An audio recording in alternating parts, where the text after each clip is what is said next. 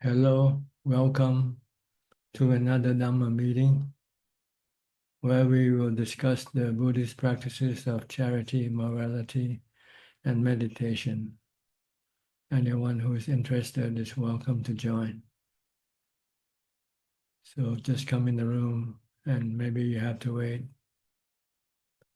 until your turn. Or maybe you cannot come in, I'm not sure. Maybe there are too many people. So you might have to wait outside until we think we have enough room for more people to come in. Then we'll let new people in. So we'll start with outsourcing tonight from Malaysia. Hello, Al, can you hear me? Good evening, Tan Ajahn. Can you hear me? Yes. Last week I attended the 10-day meditation retreat, 2 days on site and 8 days online, which ended this morning. The retreat was good and my mindfulness was natural, and then my meditation was okay with samadhi and the knowing mind. But this time I experienced a pain in my knee. Normally I would ignore the pain and go back to my breath. As this round, I observed my pain in my knee. It rose, and then it fell. The pain arising and then falling, arising, falling for quite some time. And then I followed the pain. The pain was observed the pain. The pain was a cutting pain inside the knee, and the pain moved towards the thigh, then to the hip and the waist. The pain was a good lesson because I could see the three characteristics of existence: anicca, dukkha, and anatta. My mind observed the pain as if the body and my mind are separate.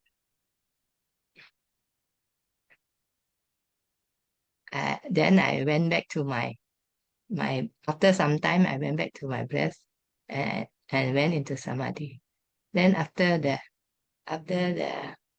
meditation session, I contemplate more on aging, sickness, and death and pain. Is it okay to, after observing for some time, I go back to my meditation object? Well, see, the goal of practice is not to have any attraction or aversion toward anything. Just keep your mind in ubekkha or in equanimity, not reacting, whether like or dislike. Just take them as they come. So if you observe the pain and you can leave the pain alone and have no aversion for the pain, have no dukkha from But I didn't have any experiencing aversion. Mm. you feel calm, peaceful, and happy, and that's the goal of the practice, not to be disturbed by anything. Your mind should maintain calm at all times, regardless of what the situations may be. Then after the Sometimes you have pain, sometimes you don't have pain. So you should react to both the same, calm, no reaction to pain or no pain, because you know that you cannot do anything with them. You cannot control them or force them to go away. and Ajahn, after the meditation, I felt that the pain in my knee, which was around about a month already, the pain was very much less. Can meditation help to heal our pain? Well, you asked me the question. You're the one who experiencing it. I experienced the pain almost gone already. I was surprised because the pain was there for nearly a month already. Well, I don't think meditation is the That was, one cause that heal the pain. Maybe it's just time for the pain to subside by itself. It's anicca, see, the pain is anicca, anatta. It's not the mind that can tell the pain to go away. If the mind meditate, I don't think they are correlated whatsoever. I see. Mm. Meditation is to keep the mind peaceful and calm, and doesn't suffer anything when experience things that it either pain or anything like that. It can remain normal. Let's put it that way. The goal of meditation is keep the mind normal. Okay. Not happy, not sad, but content. Contentment. That's the key word of the goal of the practice, is to make the mind content and doesn't matter what happens to the body, what happened to anything in this world, because everything in this world is anicca, anatta. If you care for them, you get dukkha. If you don't care for them, then you don't get dukkha. Okay? Okay, thank you very much. That's all you need to know. You don't have to find out why this and that, so forth. It's a waste of time, Okay, I Just remember. just Okay. just know how to make your mind calm all the time, contented all the time. That's all you want to know. Okay. The body, you cannot do anything to it. It will have its own way. Someday it can be good and someday it can be bad. You just have to learn to live with it. That's all. Can I ask Yeah. another question? Sure, I go ask, ahead. sometimes I do lying down meditation and goes into samadhi. Is lying meditation advisable? Lying It down meditation. it depends on the result. If you can get into jhana with lying down, go ahead, do it. But Okay. if you go to sleep from laying down, then you should stop doing meditation in that posture, lying down. It's easy to fall asleep in that position. So Normally, normally we don't do it unless it's necessity, like you are sick and you cannot get up and sit, and you want to meditate, then you have to meditate on your sick bed, for instance. Then you have to meditate in that position. But generally speaking, you can fall asleep easily. So you don't get into jhana that way. But at least you can go to sleep. that I get into samadhi also while lying down meditating. Well, And okay, all for you, whatever. The goal is to get into samadhi, get to appana samadhi, get to jhana, get to equanimity. If you can do that in any position, that's okay. Walking, standing, sitting, lying down, no problem, as far as the body posture is concerned. But generally speaking, for people, generally lying down is not a good position to meditate. normally I'll do sitting meditation. Then after that, I come out from sitting. I'll do continue with lying down meditation. Okay, it's up to you. Okay. Okay, Thank you for your advice.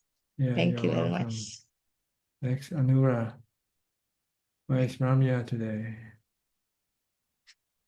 Good evening, Tamajan.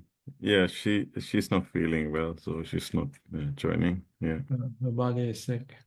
yeah, because we are traveling soon, so we will be at Wat Yan on Sunday and on the way to and spend several days in Thailand, and then we will join a pilgrimage to India and Nepal. So being sick is not good. So before we start the journey, yeah. But something you cannot predict. Yeah, true. Yeah. I think the contentment is the right word. So need to remind myself as well. Yeah.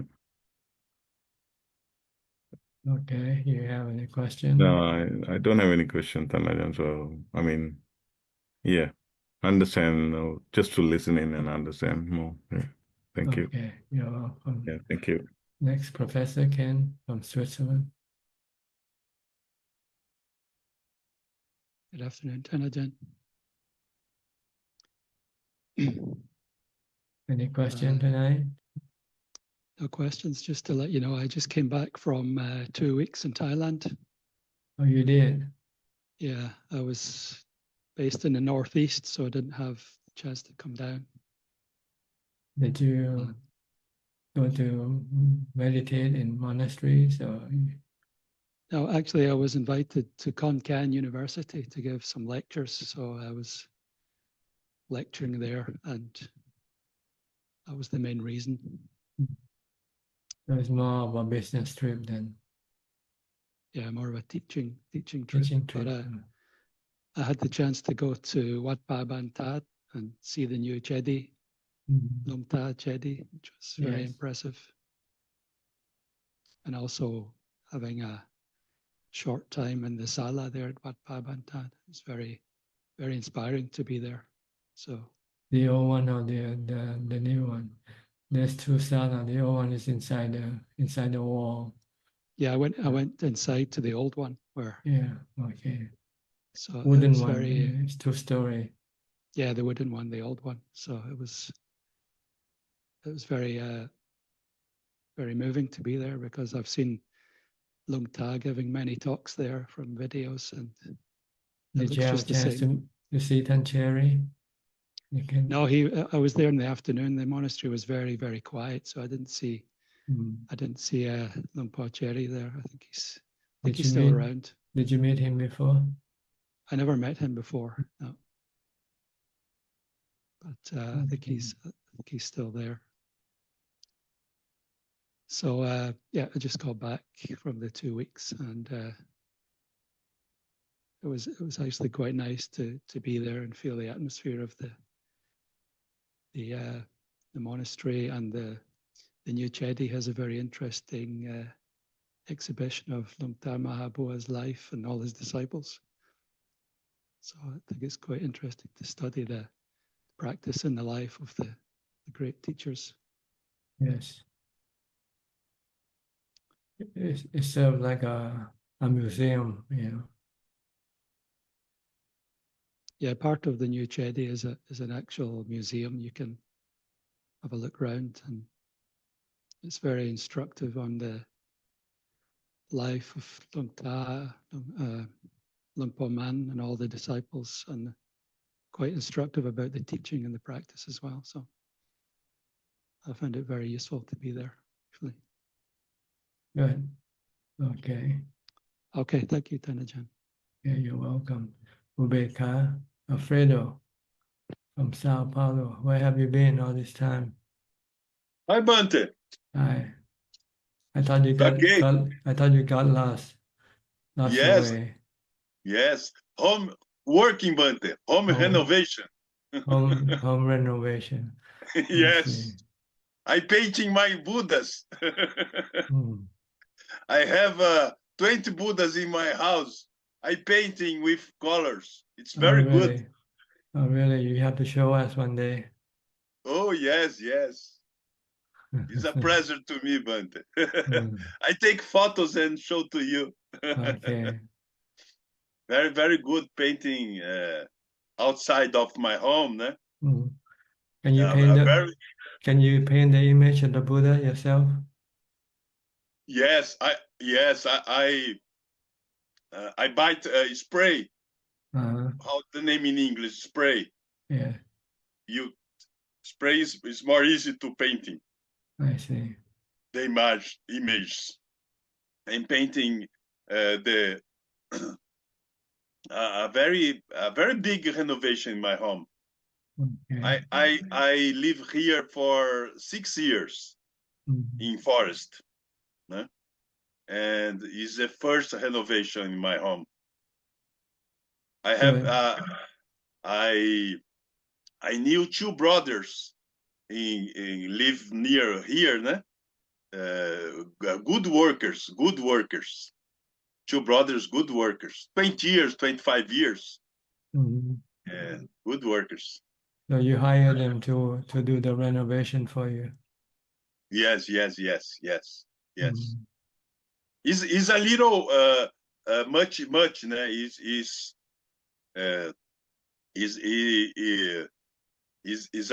pay is expensive, a little expensive, né, Bante? 20,000 a little, but it's okay. Yeah. I help other people's too, né, Bante? Others people's. I am a Buddhist, and others people's thinking I have to helping other people's, Bante, with money. And I help any people's, né? I help what I can I do, né, Bante? It's normal, né? Yes, charity, dana. Yeah, dana. Dana is very difficult, but it's normal, né, Bante? It's normal. Other people's not do dana, not do dana. Only receive. Yeah. But it's normal. They don't know that giving give you more happiness than receiving.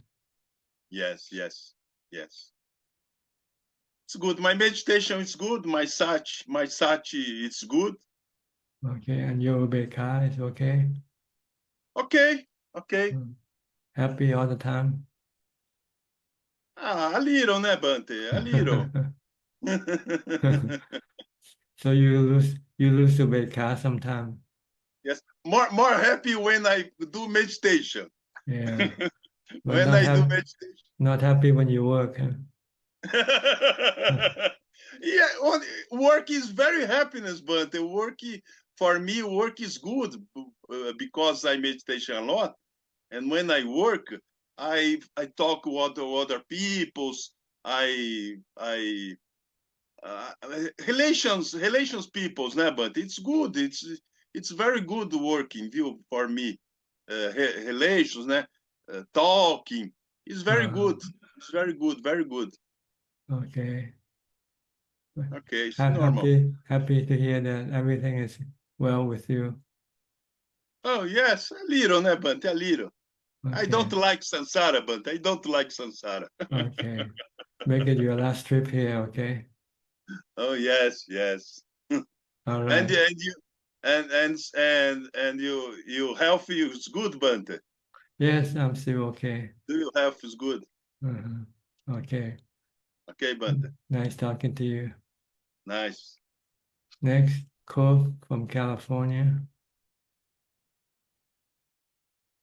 Hello, Tommy John. I was wondering if you had advice for a fault-finding mind that's naturally inclined to, look at the faults of what it encounters in other people or situations, etc. Yes, our mind defiled. We tend to do things that we should be doing. So what we need to do is we have to develop some tools to correct the mind with. And the tools we need is first mindfulness. If you practice more mindfulness, then you'll have the ability to control your mind. The mind is like a car, an automobile that is driving off the road all the time. So you want to bring it back on the road. So you need mindfulness to do that with. So practice mindfulness, and then also develop wisdom by studying the teaching of the Buddha, either reading books or joining Dhamma conversation like this one here. So you know what is right and what is not right. And then when you start to see your mind misbehaving, not going the right way, if you have mindfulness, then you can stop it, you can pull it back. So you have to develop the tools in order to correct your mind, which is being defiled by your defilements.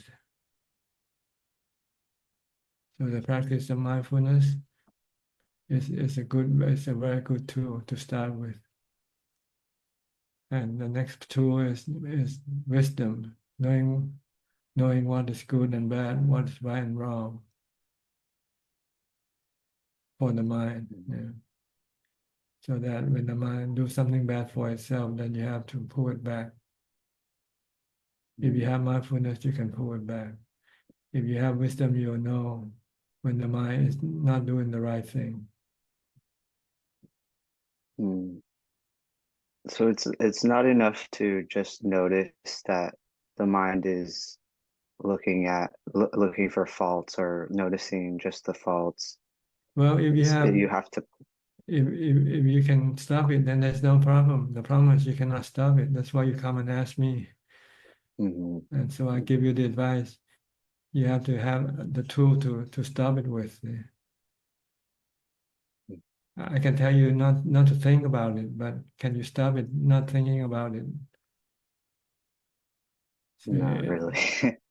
So you need the tool, and the tools are mindfulness and wisdom, common sense. Let's put it that way. Knowing what is good and bad for you and for other people as well. So you don't do things that is bad for you or bad for other people.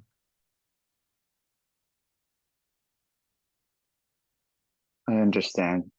Okay. Yeah. So you have to try to practice mindfulness. Try to rein in your mind. Don't let it don't let it run all over the place by itself. You have to bring it back to a meditation object such as mantra, Bhutto, or focus on your body activity. Then your mind cannot go thinking about this and that. When you have this ability to rein in the mind, to stop the mind, then when the mind do something bad, do something wrong, then you can stop it. Like if the mind wants to go break the precept, then you say, "Oh no, this is not good." You have to stop it. If you have enough mindfulness, you will be able to stop the mind from breaking the precepts.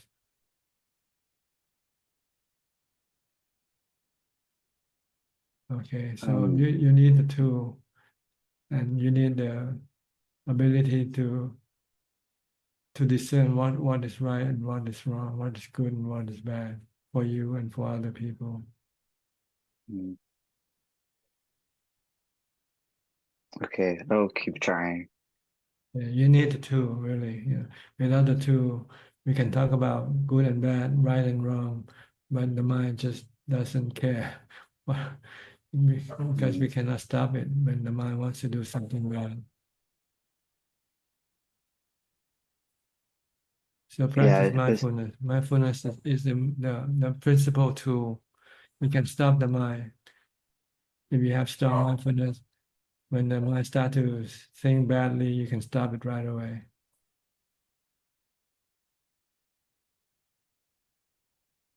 If you cannot stop it, then it means you don't have enough mindfulness.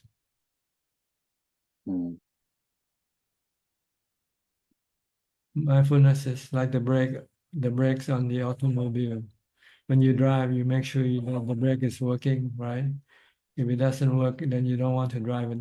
You don't want to put it on the road, because you know when you want to stop and you cannot stop, then you can run into an accident. So you have to go to the shop and have it fixed. Same way with our mind. Our mind, this doesn't have braking, and doesn't have the brake to stop itself. So we need to put in the brakes for the mind by practicing mindfulness. When you recite mantra, you're actually stopping the mind from thinking about this and that, right?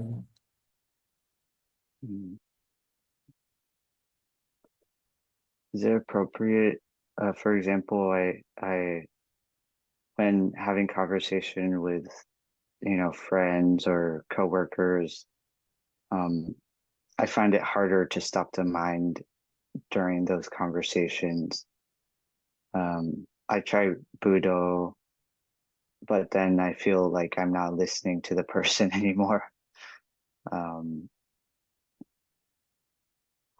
So it depends. If you have to listen to the person, listen. Be mindful of listening. You can use that also as a mindfulness practice. But when you also Okay. have to be mindful of your reaction to what the person said to you. If you start to get angry, then you have to stop the mind. When the mind starts to get angry or start to think about hurting the person, then you say, no, this is not right. Then you have to stop it. So you need time off to be yourself if you want to develop mindfulness. You cannot do it when you're having things to do or having people to talk to. You have to be alone on your day off, like not working. Then you can stop the mind from thinking all day long. Then you have stronger mindfulness. Then when you go back to work, then you can stop the mind when it start to think bad or do something bad. You can stop it right away. But you cannot do it. You cannot develop mindfulness effectively when you're around people. It's like trying to fix the brake of your car when you're still driving on the road. You have to take it to the shop. Okay. Yeah, that makes a lot of sense. That makes sense. Yeah. So the Buddha said we should have one day to fix the mind with. Once a week we should have a day off to fix the mind. Because this observance day in Buddhism, once a week people will stop working. It's like Christianity, they have Sabbath day, right? You go to church to heal your mind, to heal your spirit. Same way with Buddhists, you go to the monastery to heal your mind, to develop mindfulness and wisdom, listen to Dhamma talk, practice mindfulness, keeping the precepts. Mm.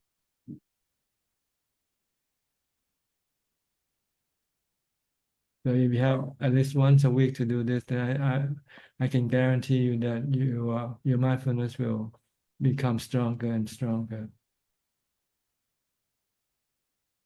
Otherwise, you would just have the same level of mindfulness that you have right now. Okay. Okay. Okay. Yes, I'll continue and to strengthen my practice. Go to church every Sunday. It's good. It's good for the spirit.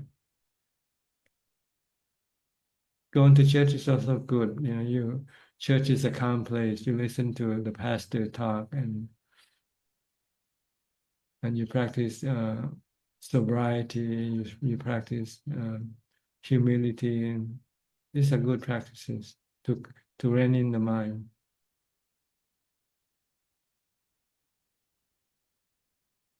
But if you're Buddhist, then you have to go look for a monastery or temple to go and spend your day. Mm-hmm. Like do a one-day retreat in a temple. Or if you can't find a temple, maybe make your house. If you live alone, you can make your house the temple and practice mindfulness. Stop watching television, do all the sensual pleasure activities, and just concentrate on studying, listening to Dhamma talks to develop wisdom and practice mindfulness all the time.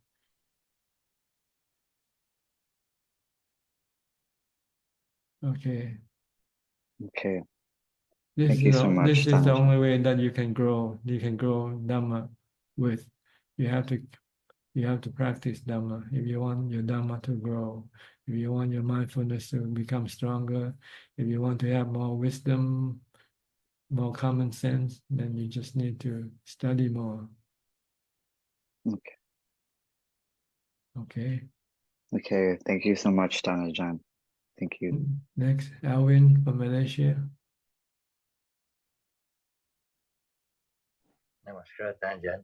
Ajahn, yeah, just one question regarding the five khandas. On the volition part, Ajahn, I understand that it's the formations, right? The mental formation. Ajahn, can you explain in more detail? What the five khandas? No, just the volition, just the The volition, body, the mental formations. our mental formation, sankhara. Yeah, sankhara. Sankhara are your thoughts. Whatever you think, this is sankhara. This is the function of sankhara. Thinking. Think about good, thinking about bad, thinking about anything. This is sankhara.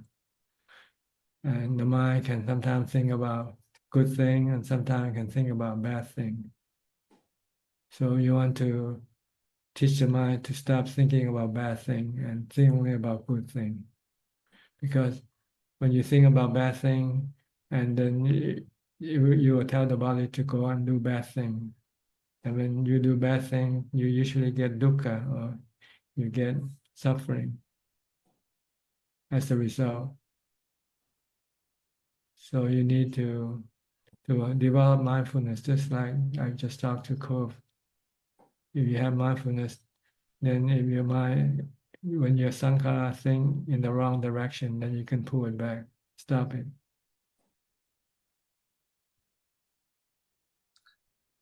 Is the karma?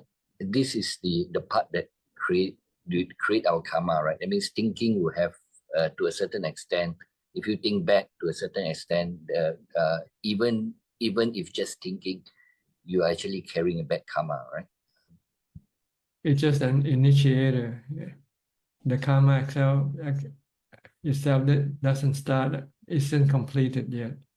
To complete, you have to do the action with your body. For instance, you think of cheating, you want to go steal some money, for instance. Then you have to make planning and go actually executing the action and get the money that you want. Then the karma is completed. But just thinking about it isn't yet complete. You can stop it if you say, oh, this is bad thinking, this is bad action, I shouldn't do it. Then this bad karma doesn't take place yet. So Same thing with good karma. Say, oh, I want to donate some money to the temple. But by just thinking about it, not doing it, you're not yet getting any result from your thinking. Yeah. Okay. You have to actually do it. Okay. All right. So there is no vipaka. That means there's no result from your bad thoughts, right? It can make you feel good or bad, as when you think about it at that time only. If you think about doing good thing, you start to feeling good already. But as soon as you change your thought to something else, then this good feeling will disappear with that thought.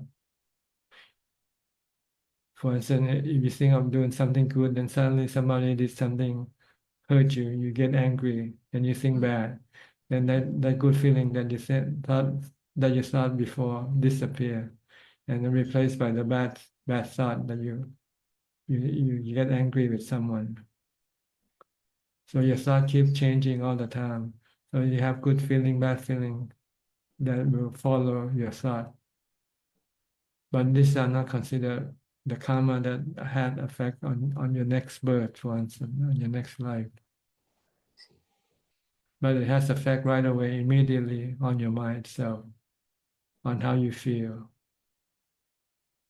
If you recite Bhutto, Bhutto, then you are creating good thoughts, calming the mind. Then the mind becomes calm and peaceful. See? But if you create thought that leads you to craving, oh, I want to go shopping, I want to go on a holiday, then this can be bad thought because you want to go on a holiday, but you don't have the money to pay for it. So what you gonna do? then you cannot go, and then you feel sad for not being able to go on a holiday. So your thought is the one that can create good or bad feeling inside your mind immediately.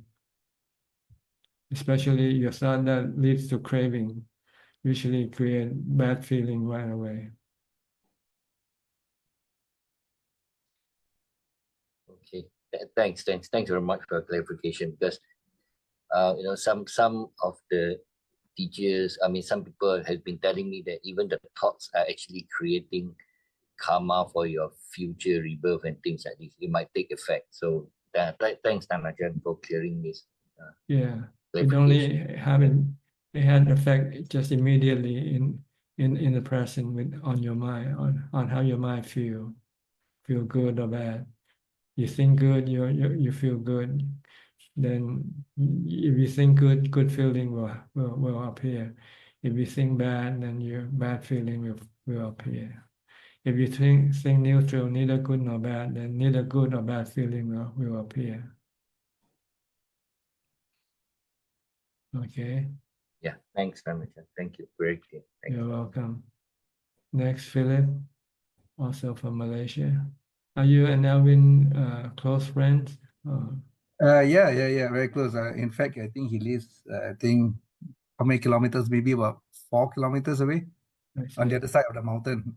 Well, are you schoolmates or something? No, I think we met up probably about 25 years ago. I see. 5 years ago, yeah. We through friends, and after that we went to the same temple and doing Buddhist activities together, and yeah. Okay. Yeah, So you're so more or less friends in the Dhamma. yes. I mean, we are trying to hopefully plan some meditation retreat or something like that. Hopefully, yeah. Okay. So actually, Tanajan is also coming back to the question with Cove earlier and Elvin earlier. So, in a situation of everyday practice, or perfect mindfulness or good mindfulness would be an absence of thought, or when you will be able to identify the bad thoughts coming up, and you just like whack the mole, like the game in the amusement park, to not let it fester on, and let the good thoughts fester on. Or would it be a situation that even after meditation, perfect mindfulness would be a time where no thoughts should be coming up, only absolutely when you need to think? It means that you have the ability to stop your thoughts whenever you wanted to, or direct your thought to go into any direction you wanted to. So you will be able to discern whether the thoughts are bad for you, that is, this is actually making me feel bad, will make me crave more, and things like these are the thoughts that shouldn't pop up, and the thoughts of charity, dana sila, bhavana should be the ones that always be what they call eliminating your mind, right? Yes, ideally that's what you want to train your mind to think in the direction of Dhamma, giving, keeping the precept, not hurting other people, loving kindness, compassion, and also if you don't have any reason to do anything or say anything, then just keep quiet, just be merely knowing. Okay. Understand. So it's like I mean it looks like the amusement park, the game. I mean, when you play, when the little mole starts coming up, and then you you hit the bad thoughts away or something like that, right? Yes, you want to eliminate the bad thoughts and only promote the good thoughts. Yeah.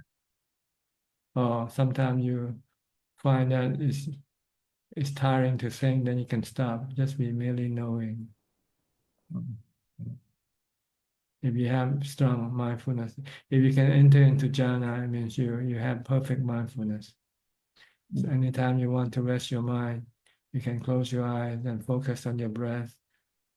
then a few minutes you're in jhana right away. Okay, understand. So Okay. that could be momentarily, when you are stressed out, or when thoughts are flying about, and then you bring your mind to your breath. Yeah, you can Yeah, stop the that's all. stress because Okay. the stress are created by your cravings, which need to use sankhara, the thought, to create the cravings with. So when you stop thinking, then the craving disappear. When the craving disappear, the stress that come from your craving also disappear. But this only disappear temporarily when you enter into jhana. If you want to get the stress permanently removed, you have to use wisdom to teach you what causing the stress to arise. And the Buddha said it's your craving that causes your stress to arise. Craving for something, and when you cannot get what you want, you become sad, or you can become unhappy. So if you don't want to be unhappy or sad, just stop your craving. Understand, Ajahn. Or stress. If you have any stress and you find it's caused by your craving, stop that craving, then that stress will permanently be gone without having to enter into jhana. But you have to have a strong mind. You have to be able to enter into jhana before you can stop the craving.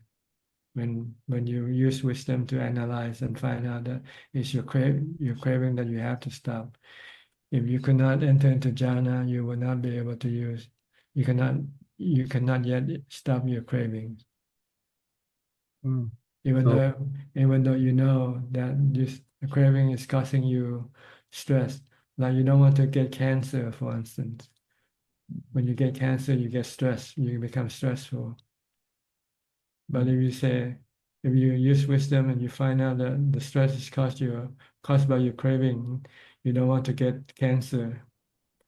But the truth is the cancer is there for you to see. It's in your body. So you have to accept the truth and then stop your craving. If you used to enter into jhana, you can stop your craving. If you haven't yet gone into jhana before, you will not be able to stop your craving yet. So then you know that you have to use mindfulness to get your mind to jhana.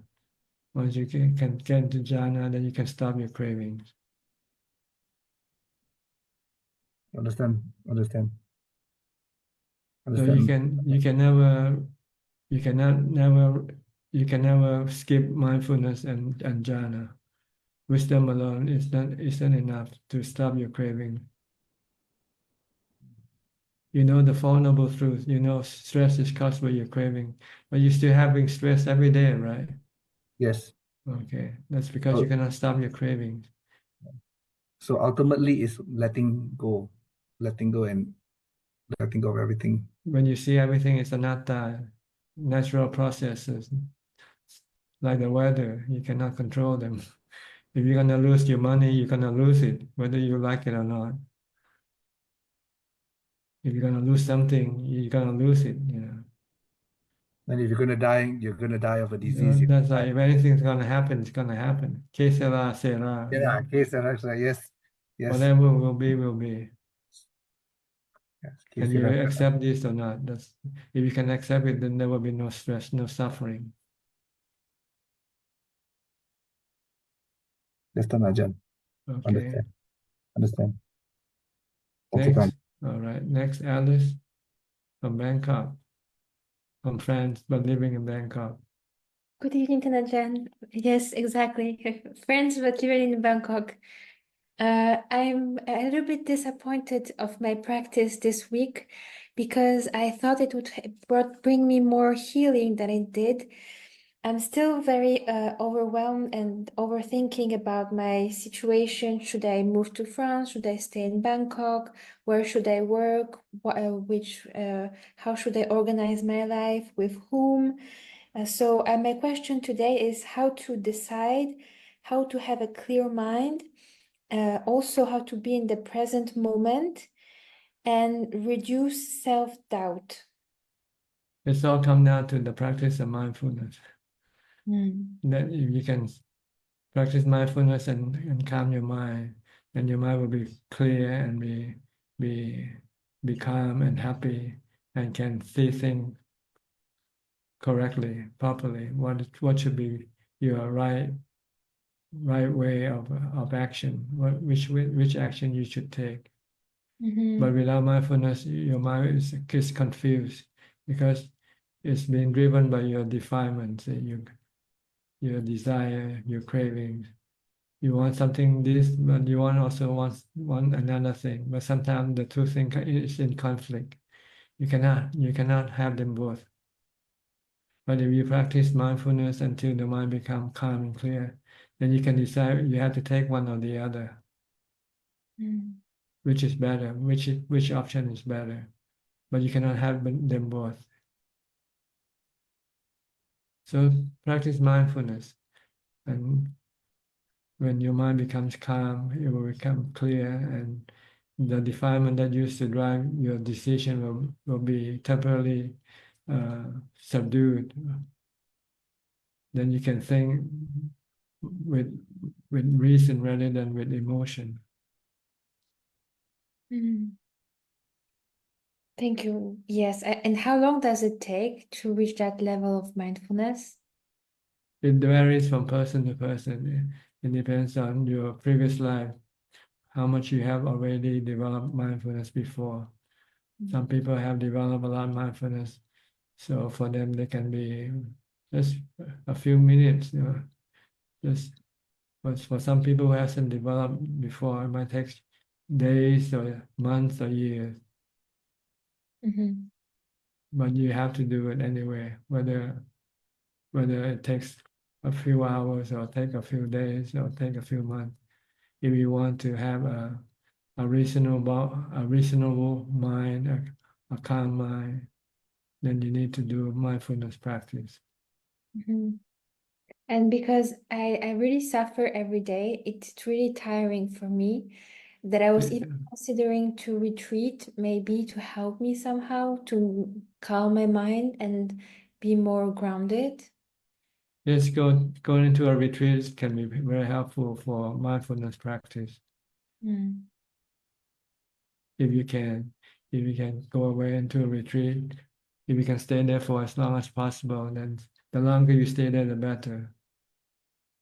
Mindfulness practice you need to be alone, you need to be in a quiet environment, no temptation for your mind, no sensual pleasures, trying to pull your mind away from your mindfulness. Thank you, Tanajan. I also have some other questions. How do we stop missing family if we miss people that we love? Stop thinking about them. Right now you don't miss them, right? Because you don't think about them. Okay, so when you think about them and you feel bad, then stop thinking about them. That's all. It's your thought that creating the bad feelings. Yeah. Okay. And also, when I work, after work, I realize that I have a lot of emotional pain that I need to get time to regulate my emotions back to be normal. Or sometimes I go for some jog or something that keeps my emotions more balanced. How do we manage to keep our emotions all the time balanced inside, even if we have to work and cope with stress?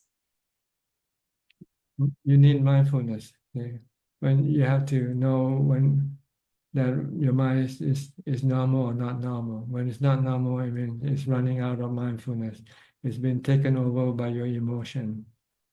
So when that happens, you have to recite mantra, Bhutto, Bhutto, Bhutto, to stop your thought, to stop your emotion. But you have to practice mindfulness before you can apply it effectively. Because when you become emotional, it's very difficult to stop it. If you haven't yet practiced mindfulness beforehand, so you need to practice mindfulness during the time when your mind is normal. Because when your mind becomes emotional, it's very difficult to apply mindfulness. Mm-hmm. So try So to it's better. practice mindfulness from the time you get up to the time you go to sleep as much as possible. Then whenever you need to use mindfulness, when the mind becomes emotional, you can apply it right away. I see. I understand. Okay. Thank you very much. Thank you. Okay. So the key to your problem is mindfulness. Yes. And also knowing what is good or bad for you. Mm. Then you can decide what to do. Okay. Okay. Thank you. Thank you very much. Next, Rohini from the UK. How's your mindfulness coming along?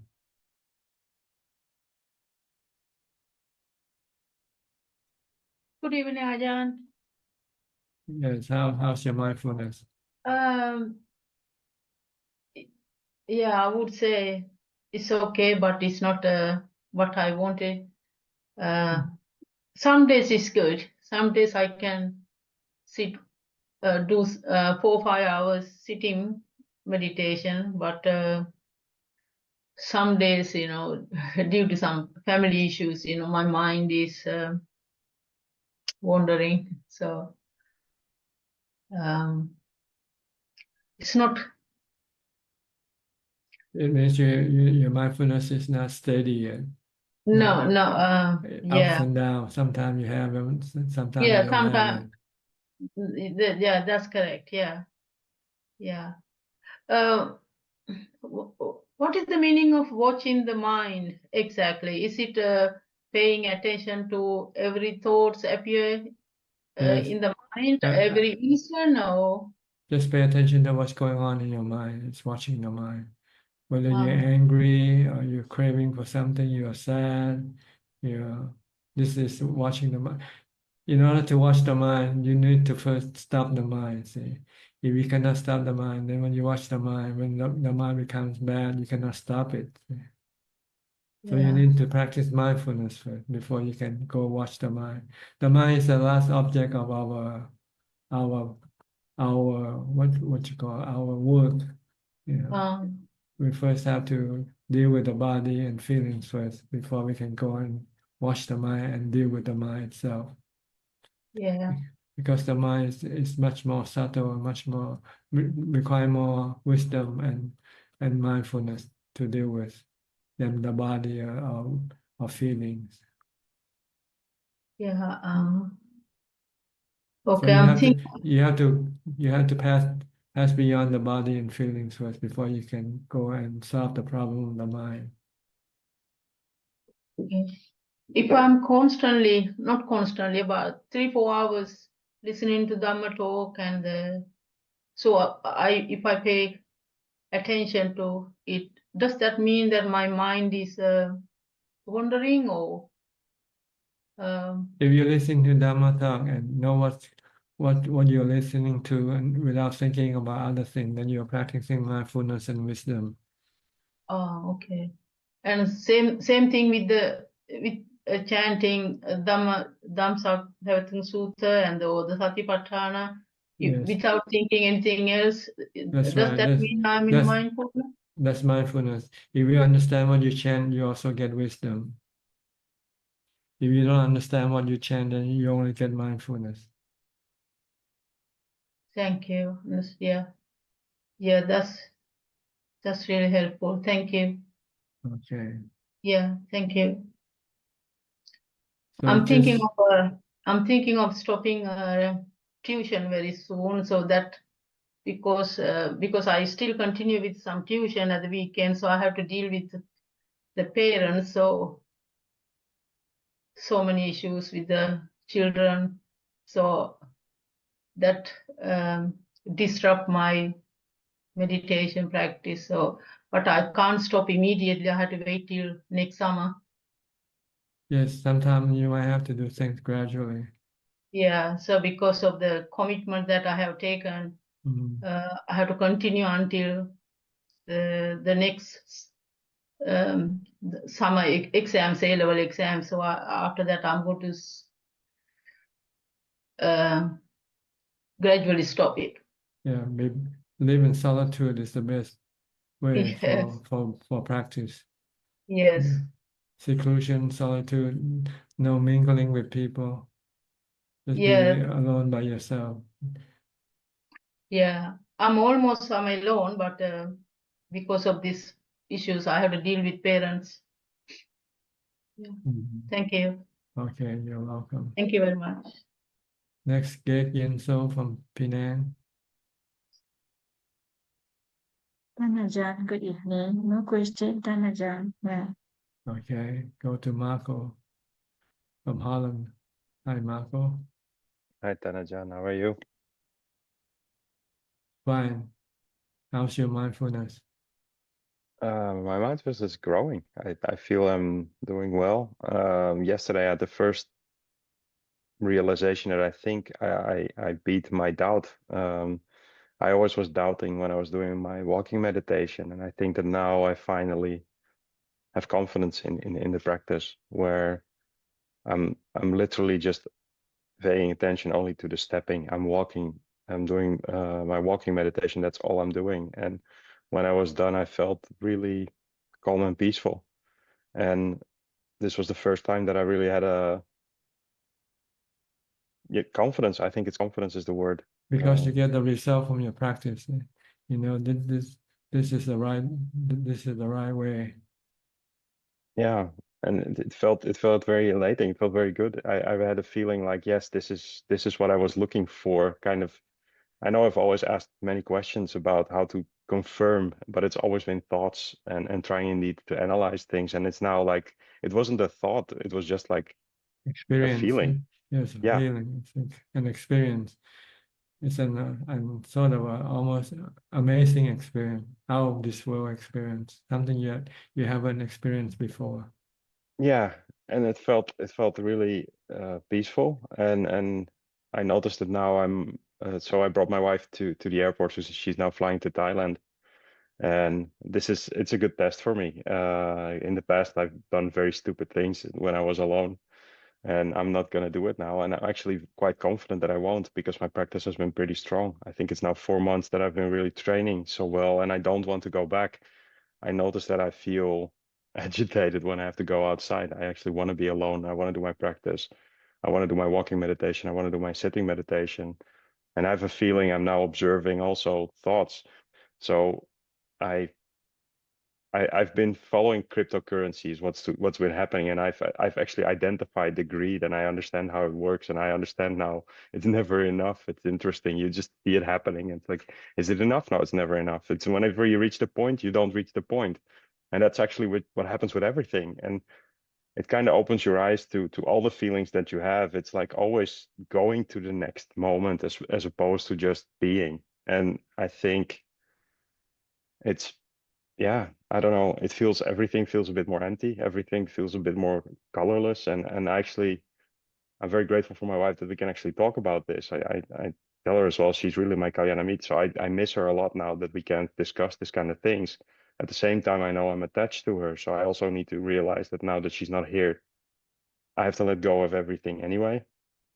But it's everything is more empty. I feel less like talking. I'm noticing that I don't want to talk because it feels tiring. It feels like suffering. It's just like I can never convey what I want to convey for real anyway because it's just words, and words just can't describe things that you're feeling. Even if you try to write down your thoughts, I'm noticing that it's just a fraction of the thoughts that are happening all at the same time. So really calming the mind by doing the walking meditation and the sitting meditation helps, and that actually gives that feeling of contentment. And I really have a feeling that I'm going on the right path. I still have a feeling that I have to go very far. I think I'm the type of person that's going to take a long time before I finally reach somewhere with sitting meditation. But the calmness I feel, and I'm very happy with that. So I think I'm on the right track, and I'm so happy that I don't feel the doubt anymore with the walking meditation, which I felt for a long time, I think. Yes, mindfulness is very important practice. Whether you're sitting, standing, or walking, try to be mindful all the time. Then you start to have this feeling of contentment, this feeling of light and easy in your in your mind, and feel kind of empty, but not empty without any satisfaction. It's empty with contentment. It's empty but full with light in a very strange way. It's indeed emptiness, but not the emptiness as in the past you would feel empty if you don't get what you want, or if you don't. But it's different. It's The Buddha like said the supreme emptiness is the supreme happiness. So this is the emptiness from the practice of mindfulness and wisdom. You'll clear your mind, get everything out of your mind. All emotions are gone from your mind, and you feel empty, but you feel content at the same time. Yeah, it's good. So I thank you also for the guidance, and I keep on going. I don't have any additional questions at this point. I think it's just experiencing. Just stick to the mindfulness practice, and you'll be okay. As soon as you let go of your practice, then your defilement will start to take over your mind again. That's my biggest concern. So that's why I keep on doing the practice and keep on following it. And mindfulness practice is like having fighter near your house, and defilement they are like the wildfire coming to your house. So you need to keep the firefighter close to your house all the time. And they're never stopping. They're so tedious. They show up whenever you don't expect it, right? It's even with the when greed. You're not mindful, it can come right away. Yeah, it can sneak in. How about go and have a beer? How about going just one beer? It's not going to hurt. That's the worst feeling. It's you have this. I know that I stopped watching anything on TV. I stopped watching movies. I stopped watching series, etc. And the other day there was this comment that somebody made at work about watching football. I used to watch football a lot, and he was saying something about a score. And it was like, by the time I noticed that the thought was going there, I was like, I'm already thinking about it. I didn't even get the heads up, like, oh, by the way, this is the kilesa coming up right now. It's like, it was there already. It's like, no, I don't want this. So it's scary because that's how it goes. And then it kind of makes you realize that you have so much more to develop. But yeah, I'm happy that now the doubt is less, and that's good. Good. Okay, then stick with your mindfulness practice. Yes. All the time, from the time Constantly. you get up to the time you go to sleep. Indeed. Okay. Thank you, Ajahn. You're welcome. Next, Kok Seng from Singapore. Greeting, Ajahn. Yeah. I recall that Ajahn, you mentioned to me some time back that there are two examinations that I have to prepare. One examination is that of the sickness. The second examination is that of death. And to prepare for these two examinations, so I have to practice mindfulness every day and to attain to jhana state so that I can use the wisdom that is from the jhana state to teach my mind about anicca, dukkha, anatta, so that when the actual time comes for the examinations, I'll be prepared for it. Just want to check, Ajahn, is this thinking correct? No, I think jhana doesn't give you wisdom. Jhana give you equanimity or contentment. Wisdom, you need to study the teaching of the Buddha. That's how you get wisdom. So you have to read Dhamma books to get wisdom. Read the Four Noble Truths, for instance. You have to study the Four Noble Truths, the three characteristics of existence. These are wisdom. They don't come from jhana. Jhana give you equanimity and contentment, so that when you have contentment and equanimity, you can stop your craving. You can let go of your cravings, which cause you the stress or the dukkha in your mind. Okay. So jhana gives us the contentment of mind, so that we don't feel that the mind is empty. You need anything. The mind doesn't need anything, even the body. Once you have contentment, you can give up the body. You can deal with the pain. You can stay with the pain. if the wisdom tell you that the best thing to deal with death and sickness, just to leave it alone. Let it come and go. Don't try to have any craving. Don't try to fight against it, because you cannot fight against sickness and death. They will always win. Submit yourself to sickness, submit yourself to death. Then your mind will be calm and peaceful and happy. And in order to submit that, we need to achieve jhana. Equanimity, jhana. If not, then the defilement will resist, will keep on fighting.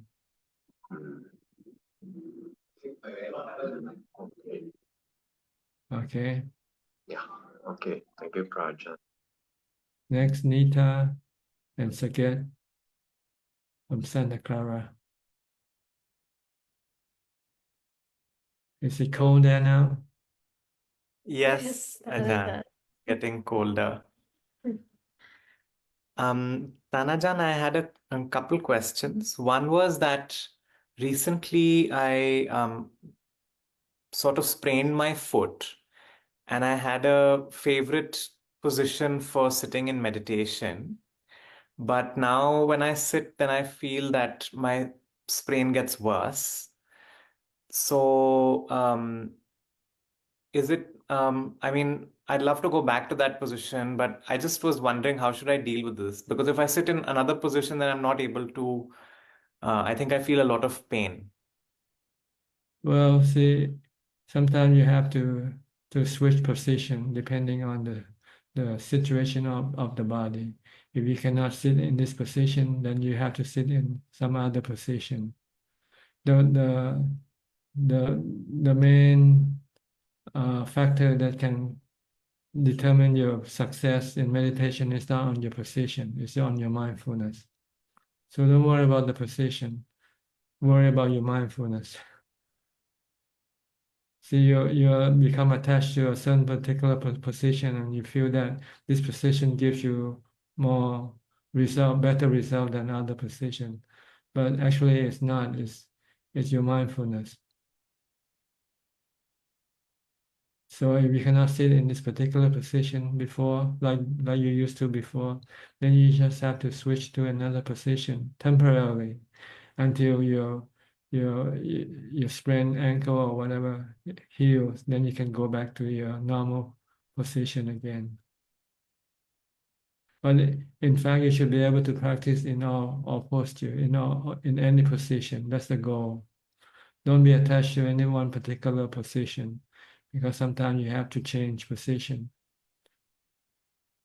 Sometimes when you get real sick and you cannot get up and sit, then you just have to meditate while lying down.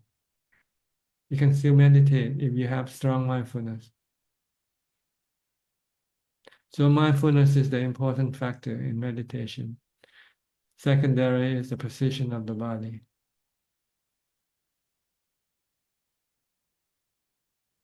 Thank you very much, Ajahn. And I had one other question. I heard that in the monastics, they, if they find that they've done something wrong, then they confess to each other. And I was wondering, is that something that we as lay people can also try and do, have a confession partner or something of that sort? Well, see, when you do something wrong, you don't want to hide it, see. Because if you're hiding it, then you keep continuing doing it all the time. But if you have to confess every time you do something wrong to somebody, then it kind of let people know that, I did something wrong and I try not to do it again. When you confess, you say, I did this thing wrong and I will try not to do it again. But if you keep coming back and repeat the same thing, then this is not good. See, you confess so that you will try not to repeat the same mistake again. So you can confess to your wife if you like. You can use her as your partner when you I did think something she'll be wrong. very happy to hear all my faults. Yes, yes. Well, I do point out also sometimes. Yeah. But I think you should have a certain thing that you confess to, like breaking the 5 precepts or breaking the 8 precepts, for instance. But not any little thing like, having a chocolate or something, and you have to confess that I shouldn't be having. Yes, yes, yes, Ajahn.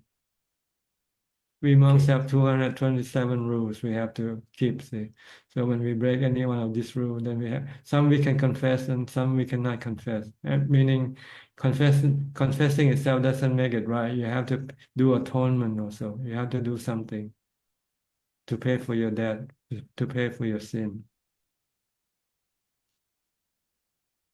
Is there a way for me to learn these rules? What are some good book or how can I learn about these rules, Ajahn? You can search in the internet for the monks, Buddhist monks, 227 precepts.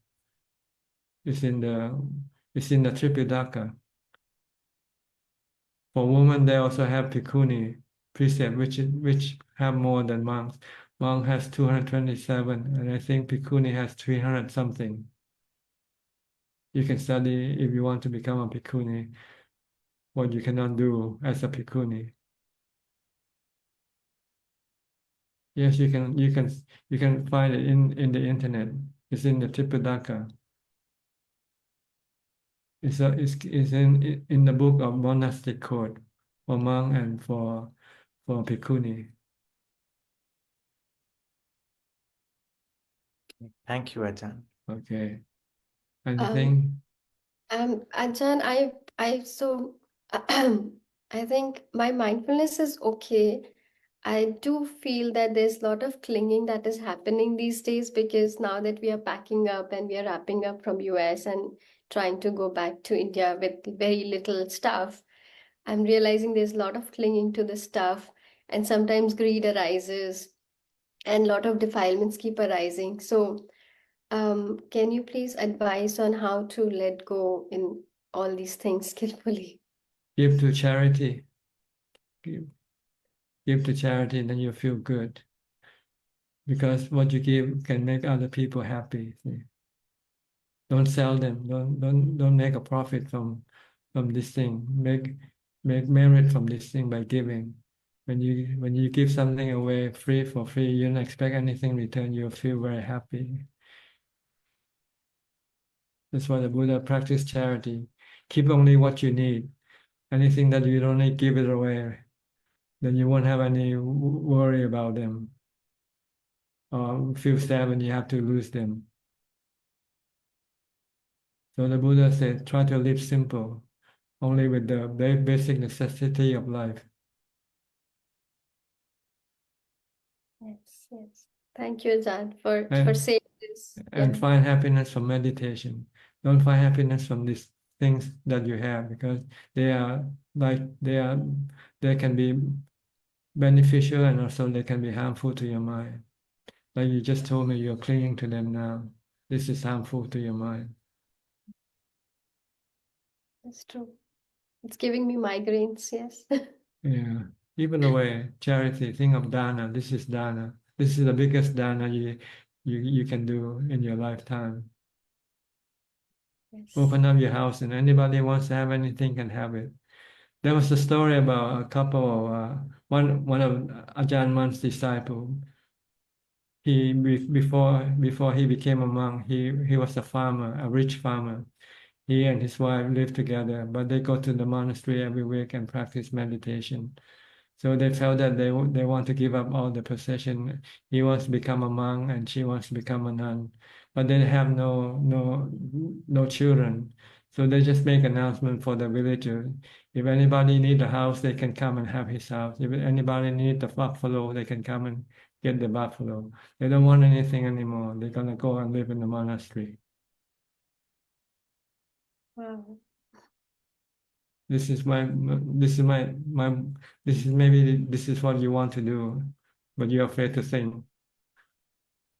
If you want to progress the spiritual path, you have to give up your material possession, because they can be a drag to your practice.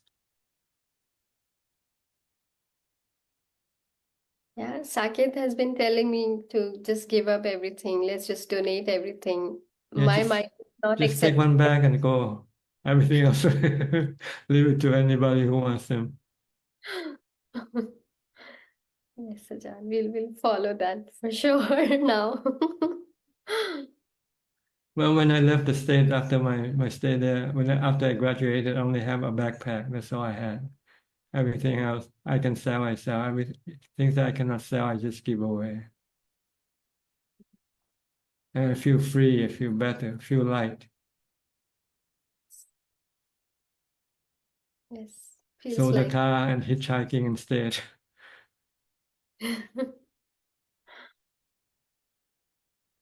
Wonderful. Thank you so much. Okay, Yes, Ajahn. This is all wonderful. right. Next, Steph, how are you? Cold in Oregon, must be very cold now. Yes, very cold, very rainy. Mm-hmm. How are you doing? Good. Good. I don't have any questions. I just wanted to pay my respects. Thank you. Okay. Good to see you. Good to see you too. Okay, next, Sui and Czech from Vancouver. Greetings, Ajahn. Yeah, greeting, Tanja. Are you ready to give up your possession yet? No. Not yet. I have to be very honest with you. Yeah, I have to be honest. Yeah. So Not you yet. have to cling to them. Yes, I think so. Yeah. Why do you need them? Because I'm stupid, I think. Yeah. Also, I think, yeah, just not Because ready. you cannot yet find happiness from your meditation. So you still need them to keep you happy. See? But if you can find happiness from your meditation, then you can give everything up. Oh. But when you were in US, you're already like that, Ajahn. Yeah, I was already like that. I You seldom have didn't. any possession. I live Well, very simple. Just have that, enough things that I need to use to have, that's all. yeah. Like you were so young, and then also at that time, you didn't even start the 1 year of not working like meditate full time yet. Like Then I didn't even know about Buddhism or meditation. oh, you didn't even know about I Buddhism. mean, you know, the core the Buddhism, the practical part of it. I knew a little bit of the Buddhism in theory, but just the practice I haven't studied or know anything about.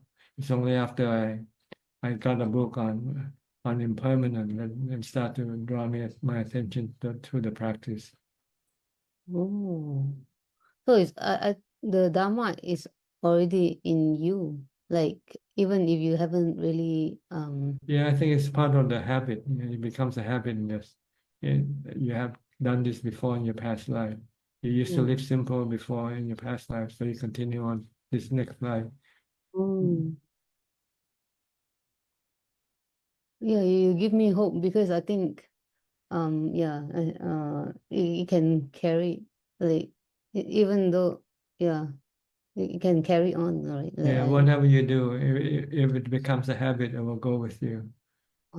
If you like something, it will go with you. If you hate something, it will go with you. Do you wonder why? Do you hate this thing? Do you like this thing? Why? Nobody tell you to hate or like, right? happy. It's something you've been doing before, long before. In your past life, you hate this color, you like this color, you know. So in this lifetime, same you do the same thing. You continue on. You like this type of food, you don't like this type of food. Yeah.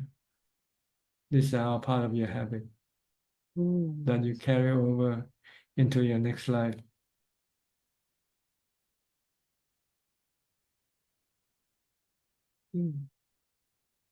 You have a new analogy, Ajahn. The mindfulness is the firefighter.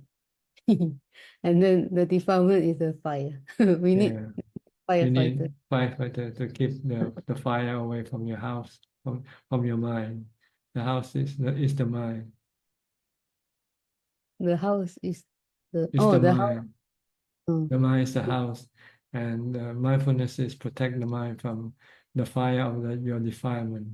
When you have no mindfulness, then the fire of defilement will attack your house, will burn your mind, cause you to have anxiety, worry, agitation, restlessness.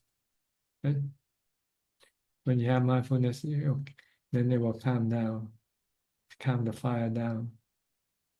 It's like the fire sutta, the Adita Pariyaya sutta, and the Buddha talks of fire. These are all fire. Yeah. Sensual pleasures are all fire, because it can cause your mind to become hot, hot with worry, hot with anxiety, hot with attachment, clinging.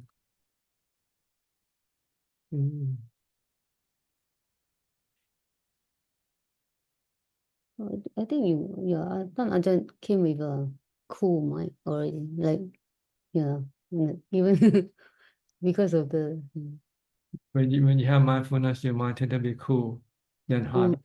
Without mindfulness, your mind tend to be hot, emotional.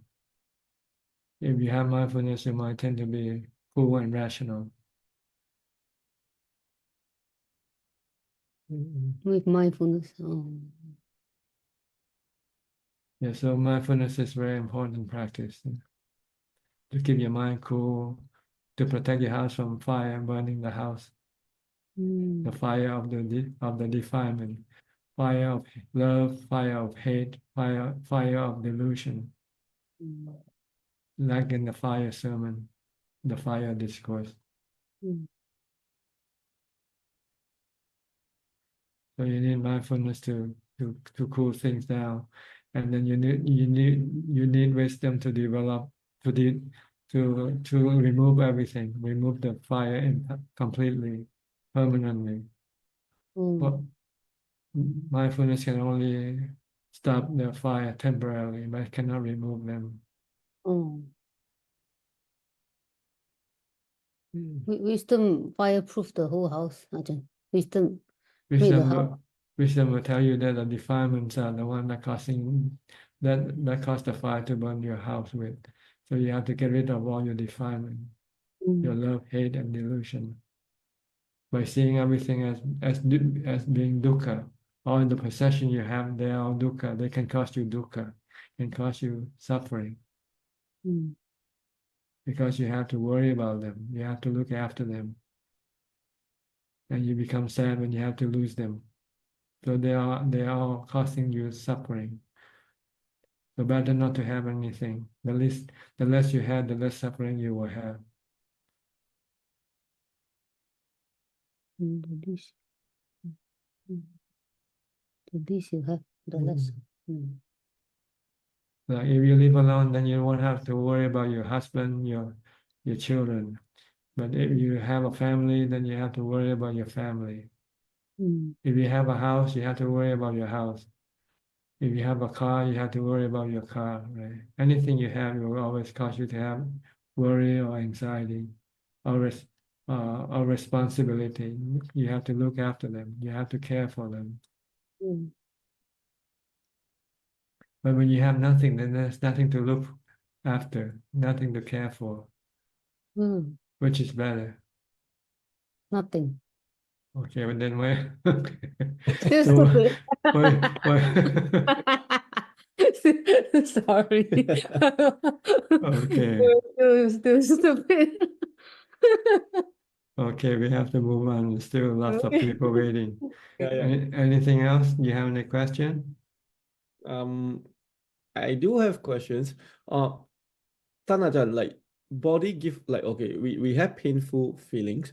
But in terms of like sanya and sankhara, the result is what we get, like what you were just saying, right? Like sometimes we get anxious, sadness. Those are from sanya and sankhara, right? Well, don't go into that direction. You don't need to work. You just have to know that they are your defilement that's causing you the anxiety and worry. The defilements, okay. Yeah, it's more direct. I think sanya, sankhara, they are just the tool of the defilement. Sanya, sankhara can be the tool of Dhamma also. It depends on how you use it. If you think of anicca, dukkha, anatta, then this is the tool of Dhamma. You'll stop all stress and anxiety in your mind. But if you think of possession being, this is my possession, this is my husband, this is my house, then this is creating anxiety and worry for you. Okay. Yeah. So try to think that everything doesn't belong to you, that doesn't belong to me. Nothing belongs to me. There's no me. Everything are natural phenomena that rise and cease.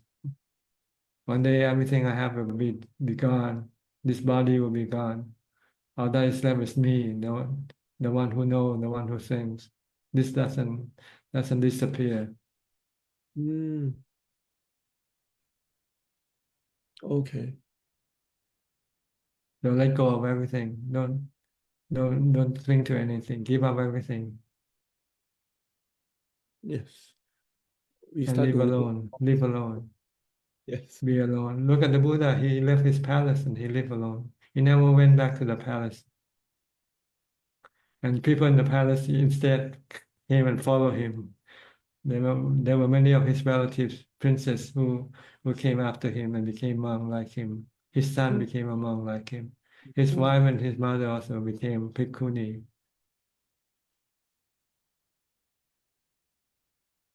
So you have to follow me, come to the monastery. Give up.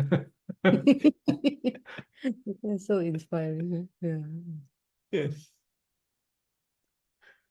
Then you can be happy all the time, 24 hours a day. Nothing to worry. No Yes, taxes to pay, no bills to pay. Yeah. At least we have to get to jhana, Tanajan.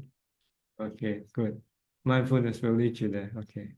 Yeah, thank you, Tanajan. Tanajan. Welcome. Next, Apalachita from Dubai. Good evening, Prajan. Yes, how are you? I'm good. I think I'm enjoying this weekly dose of sanity. Meaning, it's rare to meet a person that you always come to and you always sense sanity, whereas the world is always up and down. So that's why I feel good. Good. And Yes. the sanity is caused by your defilement. I know the insanity is here. Yeah. You get rid of the defilement, then you'll get your sanity back. Yes. Now you're driven by your delusion to think that everything is good for you, make you happy. But the truth is everything is bad for you, will cause you sadness, will make you suffer. Because they are temporary, they can change. They can change from good to bad. They can come and go and be gone the next day. And when we have to lose them, then you'll become sad. So try not to rely on anything to make you happy. Rely on yourself, make yourself happy by meditation. Stop your defilement, stop thinking. Okay? Yes, very much. All right, I'll go on to the next person. Thank you. B. Thank you. Raveen from Bangkok. Hi, good evening, Prajan. How's your mindfulness? To be honest, it's on and off. I have some good days and I have some days where I know it's can be better. So I'm working on trying to find some more consistency with my mindfulness. You should start at the beginning in the morning when you get up. Practice mindfulness right away. Start reciting the mantra or start watching your body. Keep following your body movement.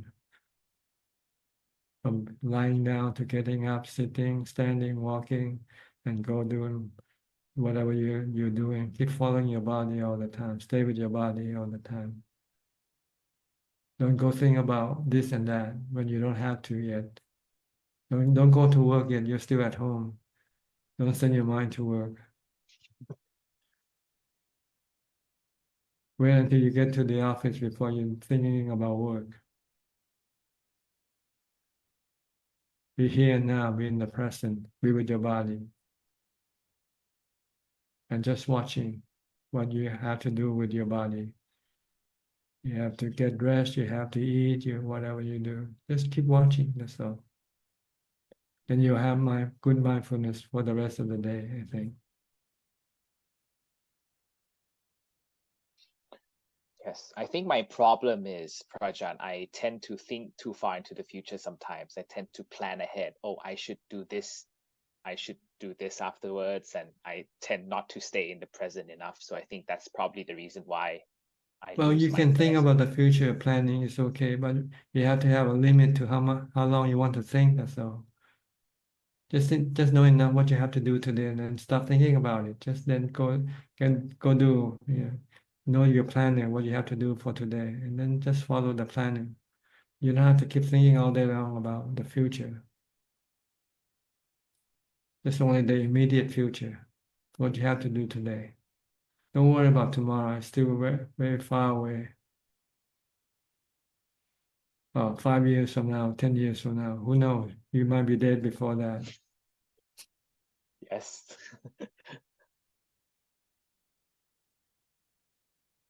Try and Okay. stay in the present. Yeah, in the present and watch the mind, watch the body. Don't watch the mind yet, watch the body first. So that then you will have mindfulness to be able to stop the mind. Without mindfulness to stop the mind, it's useless to watch the mind. Actually, So- that was yes, sorry. Go ahead.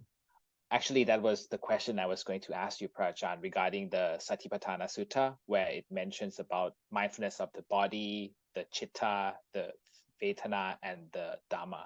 So actually, my question was on how do I find mindfulness of the chitta and the feelings? But it seems body has to come first, right? You have to first develop mindfulness. See? And the way to develop mindfulness is to be mindful of your body.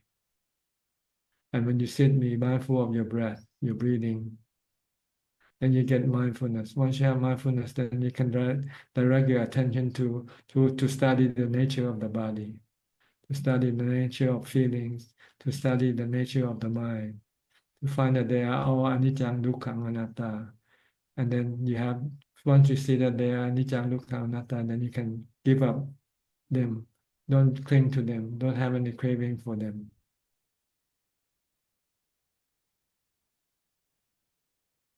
So mindfulness is in order to get mindfulness, you have to use the body and the breath and the breathing according to the Buddha's teaching. But in Thai tradition, they can also use the mantra Bhutto Bhutto or chanting as a preliminary way of developing mindfulness. But eventually, you want to get to watching your body all the time, breathing when you're sitting and when you're meditating, you have to watch your breath. Then you have mindfulness to be able to direct the mind to study the nature of the body. Generally, we don't want to study the nature of the body. We want to study about everything else, but not about our body. We don't want to see how ugly our body is. We don't want to look at the 32 parts of the body. So you need to have mindfulness to be able to force the mind to look at the nature of the body, to look at death, to look at aging, sickness, to look at separation from the one you love. This is something that the defilement don't want you to look. Because if you look, then you know that you have to let go of your attachment to everything. And then when you let go of everything, then the defilement will be gone. So the defilement doesn't want that to happen. The defilement wants to continue to conquer, to rule the mind. But with wisdom and mindfulness, then the defilement will be overthrown by wisdom and mindfulness. So defilement will try in every way to prevent you from practice mindfulness and wisdom.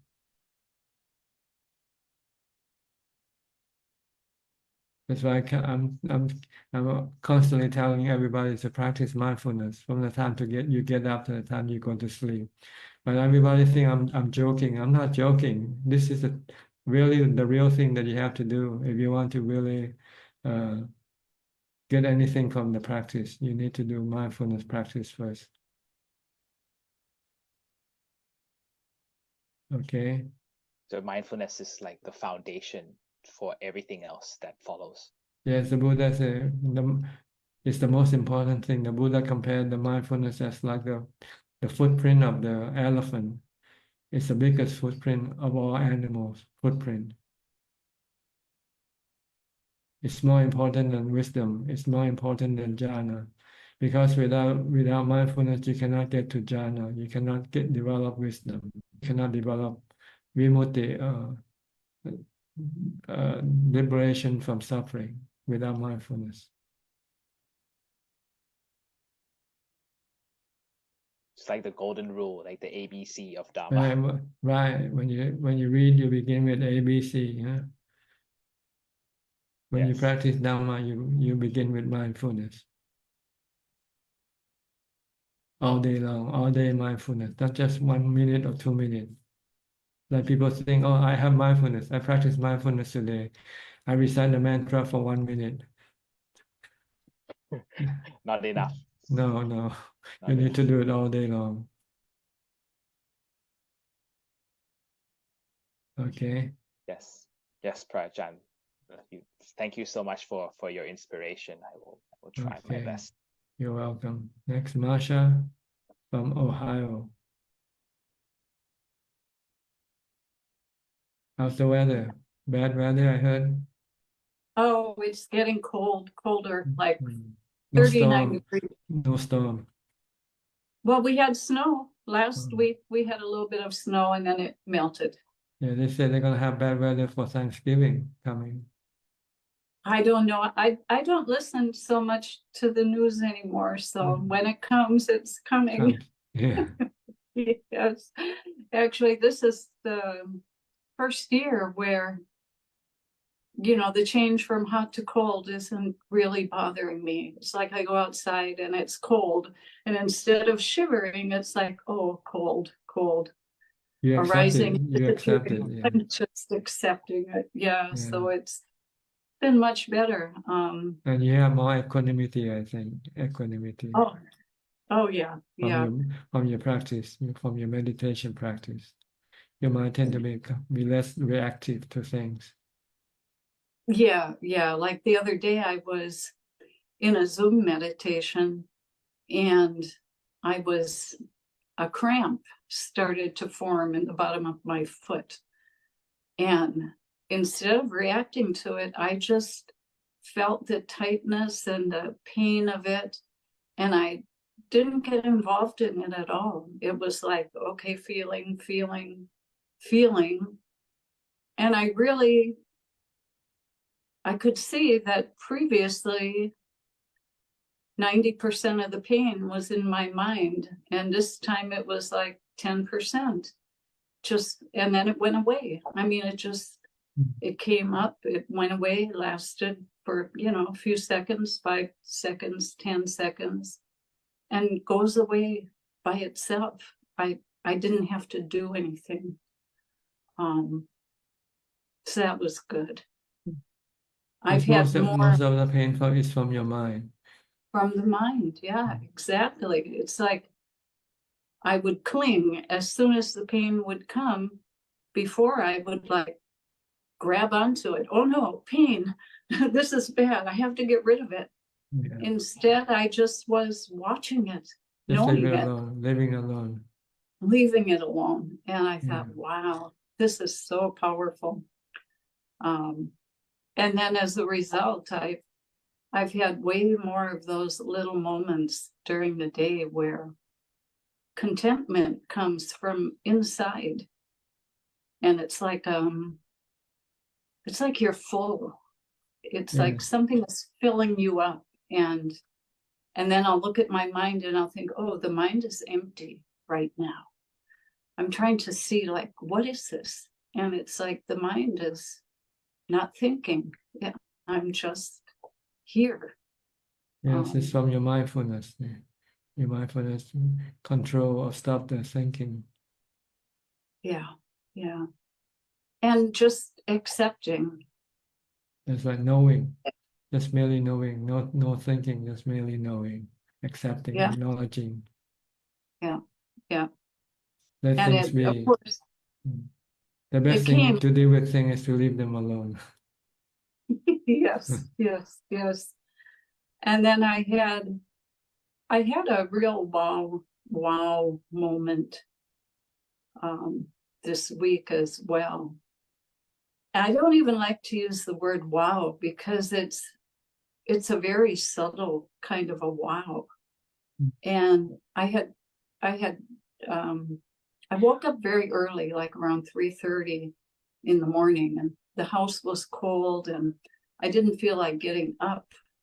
And so I did the mindfulness of breathing as I was laying down.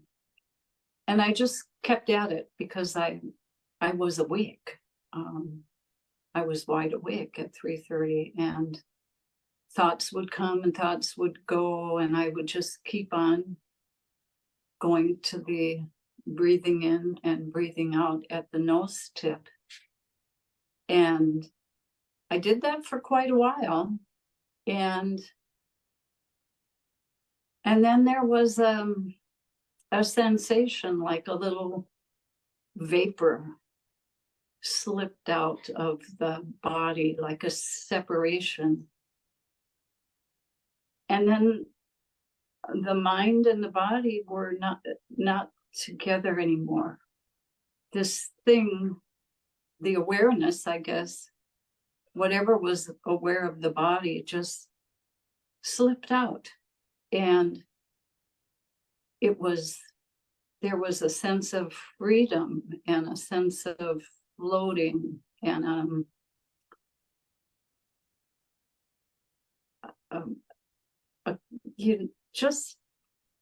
and the body, I could still know that there was a body. I mean, I wasn't looking at it or anything. I wasn't thinking, I wasn't doing, but there was this knowing. And the body was also perfect. It was like tranquil, perfectly empty and tranquil.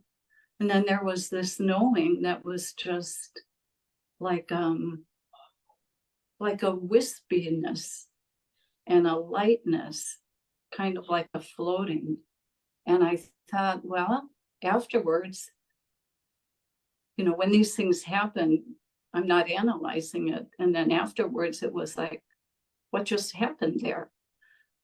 Seemed like total separation of body and mind. And the mind was the awareness, or whatever you call it. I don't know what you call it. It was all by itself, and it was free. And That's then good. I felt That's good. That's the result of your meditation practice. so that's a good thing. That's not Yes, something yes. I'm making up. No, how can you make up? It's there in front I of your don't know eyes. how I could make that up. No. It's from your mindfulness of the breathing and not thinking or anything. You stop the thinking temporarily. When the thinking stops, then the mind becomes more apparent, more obvious. The knowing becomes more obvious to you. Yeah, yeah. So then I was happy, like all the next day, it was like I Continuing. was just home and happy, and it was like, oh, you know, coming to the inside, like, You don't feel you need anything to keep you happy anymore. no, don't need anything. I thought, yeah, it's actually true. I thought the mind is actually going to be by itself at the time of death. The body is going to be gone, and now I'm going to be that. And I thought, that's really good. That's good. That's nice. Yes. You have to maintain it by practicing more and more. I do need to practice more, but Because it's like, if you stop, it can disappear. Also, it can be gone. oh, Because it's not yet a permanent type of peace. You have to practice more, and also you have to develop more wisdom. Because the wisdom will be there to protect this state of mind whenever the defilement start to disrupt it. Yeah, yeah. But it's So a many, good step. It's a good first step. thank you, thank you. And it's, you know, because I'm following your instruction to stick with the breath no matter what. You just have to go back. I mean, the mind is up, defilements are coming, and I just kept going back to the nose tip and the breath. And if you just keep doing it long enough, then the mind will drop into calm, like you just mentioned. right. That's right. That's right. So anyway, thank you. And, you know, to all the practitioners out there, these things are going to happen if you keep practicing. Practicing mindfulness. The more the better. The more the better. Patience, confidence. Someone else mentioned the confidence, Marco, the confidence in the practice, which is something I've tried to develop over the years. Actually had it. They come when you have the result. When you get the result, then you become confident of your practice. Yeah. Good. Okay. All right. Keep up. Don't Thank you. stop. Don't stop. I will keep trying, keep Do practicing. it until the last breath. Until the last breath. Keep practicing until the last breath. Okay. And then I'll find out what comes next. Yeah, okay. Thank you. Next, Nining from Indonesia. Good evening, Ajahn. Ajahn, I love following the question and answer of Ajahn in the Facebook. And then I want to ask about the words "stay here."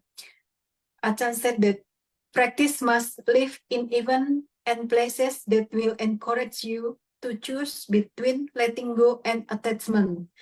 If you are not sure whether you can really let go or not, then you have to follow the forest along the mountain.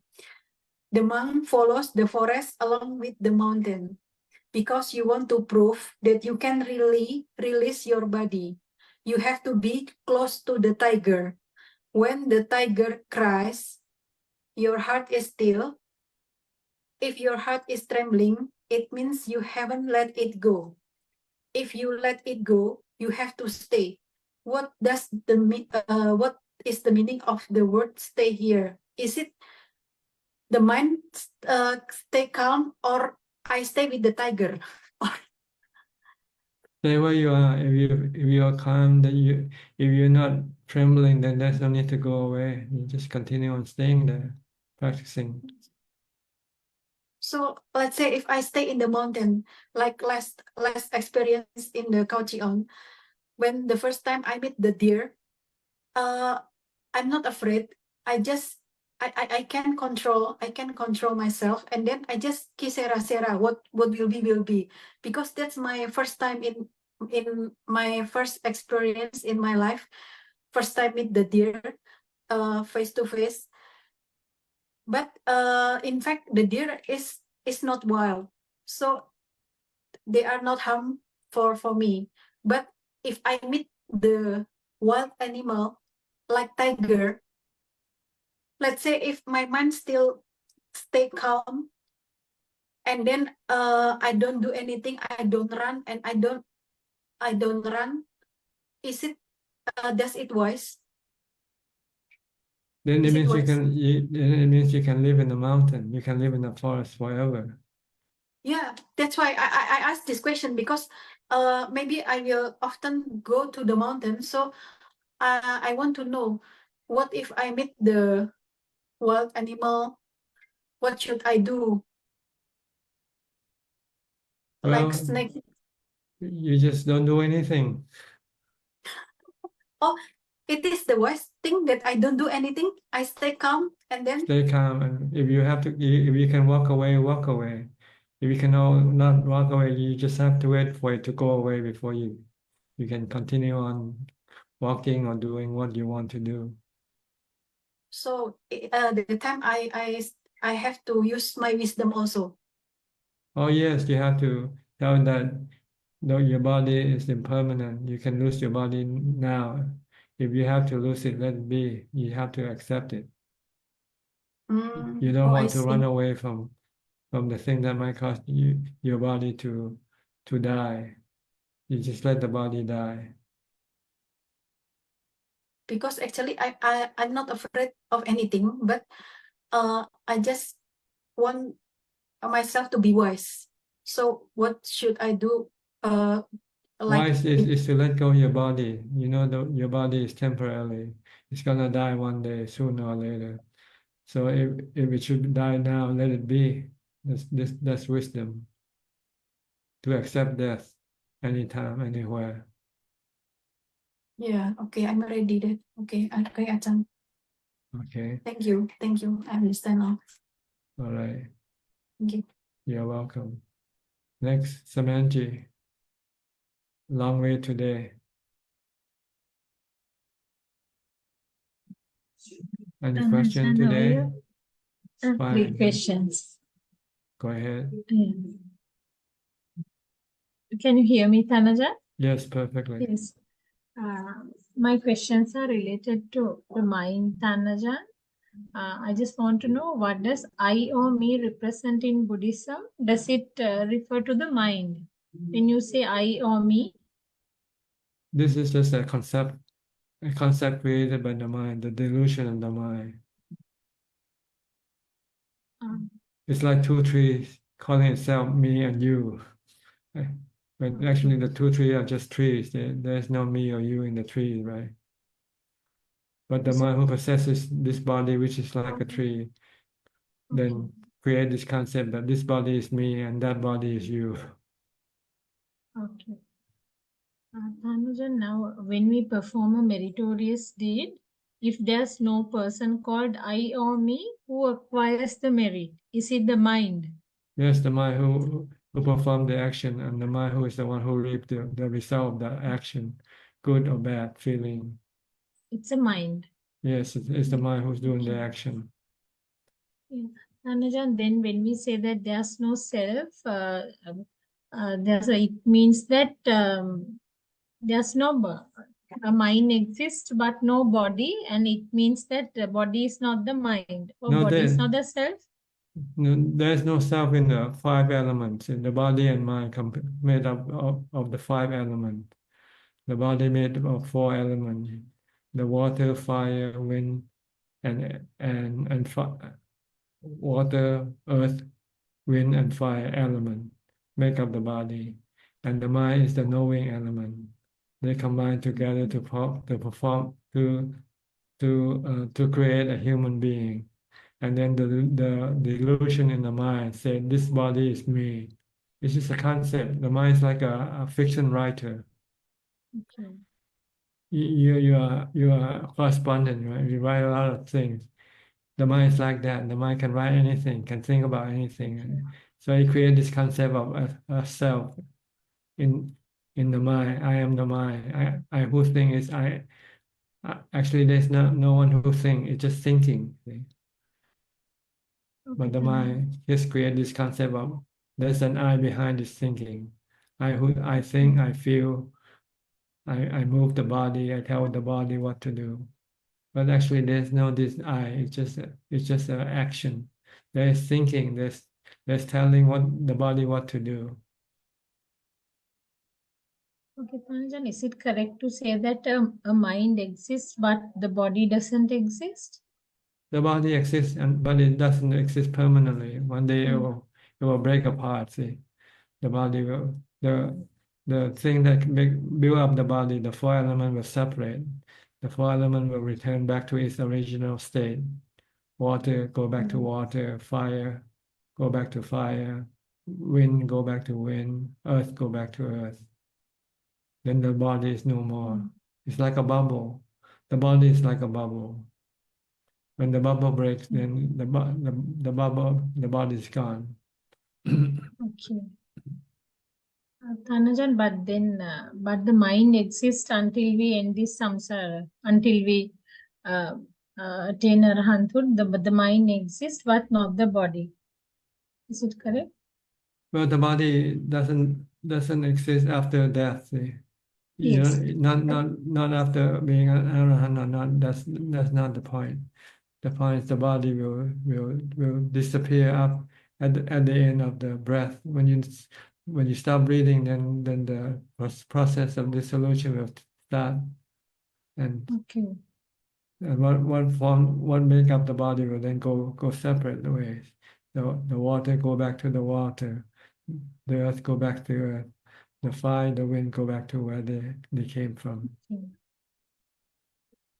Also, Thanajan, the mind is also impermanent. The mind. The mind itself is permanent. It's like the four elements, the water, fire, and they're indestructible. You cannot destroy the earth element. You cannot destroy the fire element or the water element or the wind element. So you cannot destroy the knowing element. But the knowing element can change. Inside the knowing element, you have feelings, emotions, thought. This keep changing all the time. Okay. Thanajan, now whatever we do, our karma carry over from one life to the next life. That means that the mind exists, right? I mean, if the mind is impermanent, how does karma carry over from one life to the next? I didn't say the mind is impermanent. I said it's permanent. It is permanent. It's a knowing element. Yeah, it's a knowing element. Yeah. It's indestructible, just like the other four elements. Okay. The body is just a product of the combination of the four elements. Knowing element is the mind. The fifth element is the mind. Mind. Okay. Thanajan, my next question is, can the mind truly observe itself? Yes, by meditation, mindfulness. When you have mindfulness, then you can watch your mind. What's going on inside your mind? Right now, your mind is not watching your mind. Your mind is driven by your defilement to watch after the other thing, to watch after the body, the money, everything that exists in this world. So it doesn't understand the nature of the mind because it's not looking at the mind. So you need mindfulness to bring back the mind inside. Right now, it goes outside. It goes to the sensual objects. So you need to use the mindfulness to pull the mind back inside. When the mind enters into jhana, it's back inside. Then you can see what's going on inside the mind. Okay, then is it the same mind that carries us throughout samsara?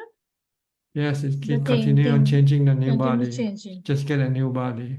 When this old body dies, it goes and look for a new body. It's like changing a car, an automobile. When your old car can no longer run, then you go buy a new car, right? Keep changing a car. You're the driver. You're the driver. The driver never dies. It's the car that dies. The car breaks down, no longer can be driven, so you buy a new car. But the driver continue on. The mind is like the driver of the car. Okay. The body is like the car. Okay, Thanajan, and you said the mind is like a fiction writer and it creates the illusion of self, right? Am I correct? That's right. A concept of self. It's not true. It's fiction. Yeah. That's all I have for today. Thank you so much for your submission. See, you and me just thinking is a product of your thought and my thought. I think I am, therefore I am. I think you are, therefore you are. But if I stop thinking, then you and I disappear. Meditate, and when you stop the mind from thinking, then you'll find out, where am I? I'm gone. There's no me anymore. When your mind becomes calm, when you stop thinking. All you have left is a knowing. Okay, understand? Yes. Thank you so much, Tanajan. Okay, you're welcome. Wish you Next. good health and happiness. Thank you. Okay. Next, Kapailin from Malaysia. Good day to you, Ajahn. I'm just listening. Okay, good. Go to Toronto. Dr. Piao and Dr. Indira. You're not busy today, Piao? No, I just because of the time change. Oh, I I see. start. So you have I start extra hour. extra hours, so I have a half an hour more before I start my patients. Like Thank 10:30. 10:30 I start. Yeah. Okay. Okay, so I'm just free at the moment. But I did some in between some work, sending some prescriptions, patients quickly because some people wait for this. So I don't want him to feel. So I try to finish the prescription because they get anxious, right? They don't get the medicine. They are waiting. So I don't want to make bad karma. Do you have any? Do you make any home visit? No, I don't. I never wanted to. I never did. Hospitals and stuff I did, but that also I have stopped. I think the And practice of visiting people at home is gone, right? Nowadays, yeah, right? yeah. I think there are doctors who do that called like home visits, med visit doctors. But there's a group of doctors who still do it, med visit. Yeah, But not so not generally anymore. not general, not general. Yeah, but Yes. the temples he does whenever there's a Yeah. all the temples here, like In all the Toronto. monks are his Yeah, patients. So. they come here. Yeah, they So most sometimes of they the- have to fit them in. I have to come early because the schedule is already full. But when they call, I said come in, so I had to come in early. Or we go visit them when they're Yeah, or we give the flu shots. I go to the temple Yeah. and give them all the flu shots. The Buddha said when you treat a monk, you are treating the Buddha himself. Yes. Sadhu.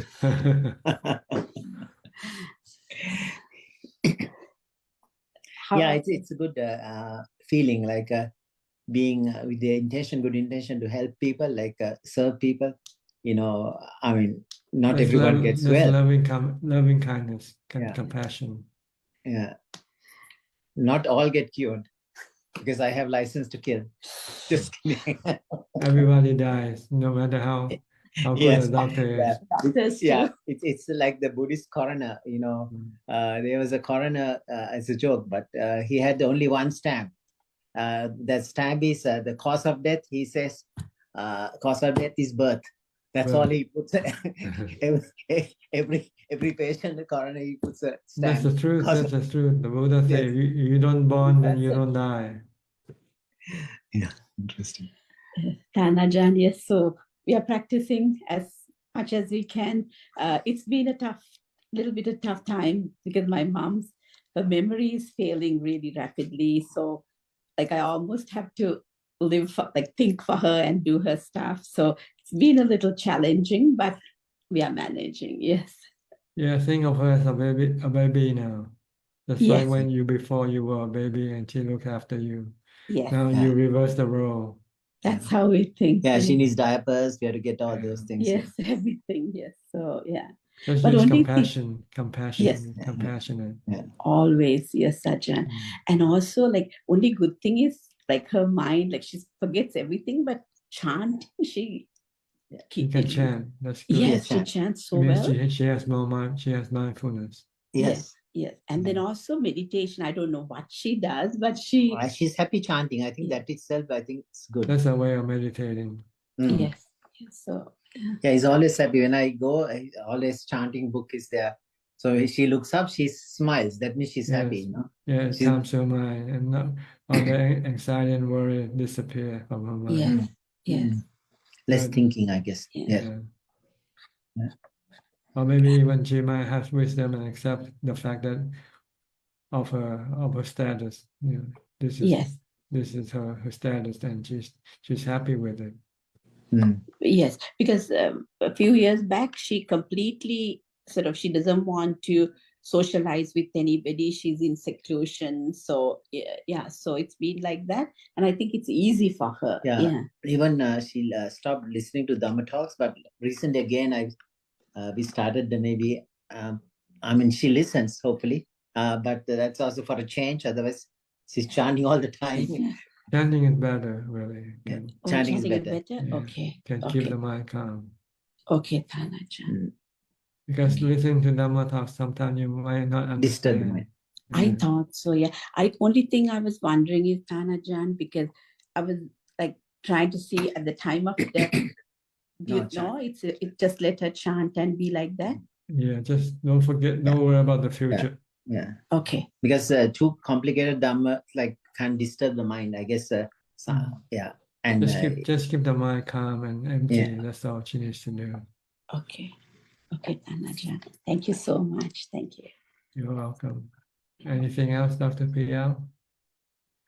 Yeah, I think there was a comment about watching the mind. I guess, I mean, we do even mindfulness practice. I think there's a certain degree of called sati sampajanya, mindfulness and clear comprehension. So there are three characters, atapi sampajano satima. Sampajano is like mindfulness, clear comprehension, or alertness. So there is some degree of watching the mind, but when you really watch the mind is after the jhana, like we see clearly, but that clarity is only comes after the fourth jhana. The watching the mind is, then you go to chittanupassana or whatever the Vedananupassana, but without the jhana is kind of hard, because that's why the mindfulness of the body is put first. That's breathing to get to jhana, and then I guess that's where the clarity comes.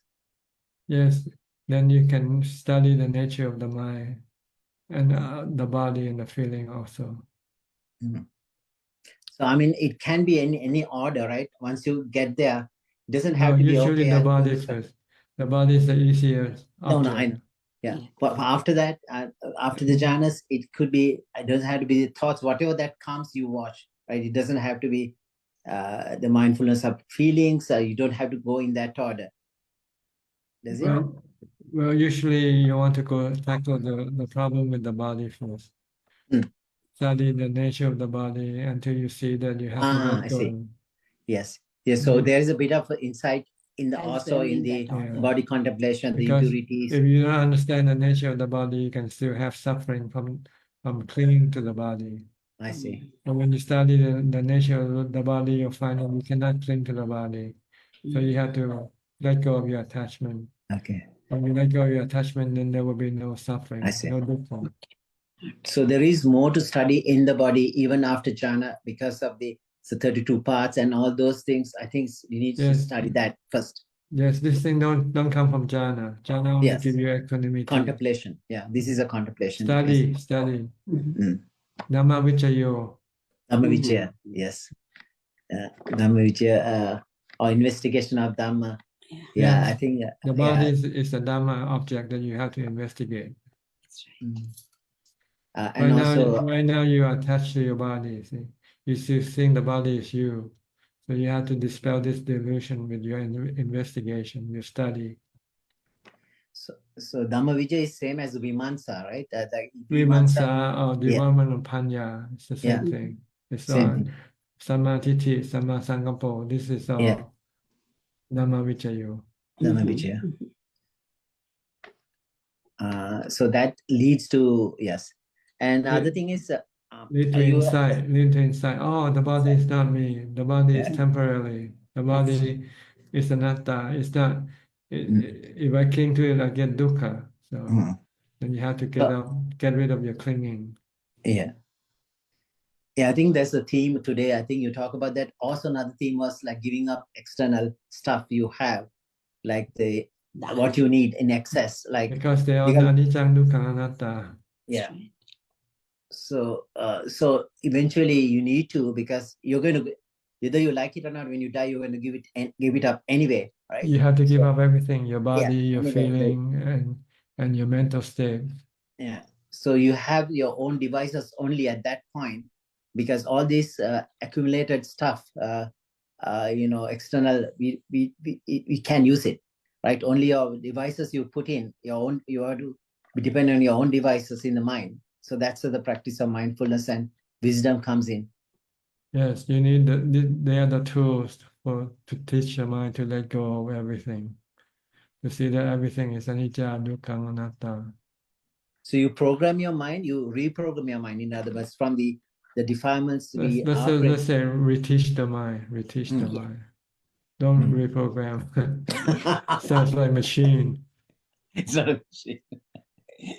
Right now, the mind is being taught by the delusion. Yes. To see everything as happiness, to see everything as permanent, to see everything as being belong to you. Yeah. Nothing belongs to you. Yeah. Everything belongs to nature. So self is an illusion, right? This is mine, myself. This is me. So there is absolutely no control, but you still feel there is a self. It's an empty of self. That emptiness is empty of self. It's a misunderstanding of the truth. The truth is there's no self in anything. That's true. Just like I always compared with ancient people thinking the earth is flat, right? Yeah. When in fact it's round. Yeah. That's right. So Buddha was brilliant. I think that's the only philosopher who said that everything is. Yeah, and nobody sees this truth. There's no self in anything. Brilliant. Beautiful. Yeah. We only see them as the 4 elements or the 5 elements. Okay. Thank you so much, Ajahn. Theron Saranai. Next, Gary from Singapore.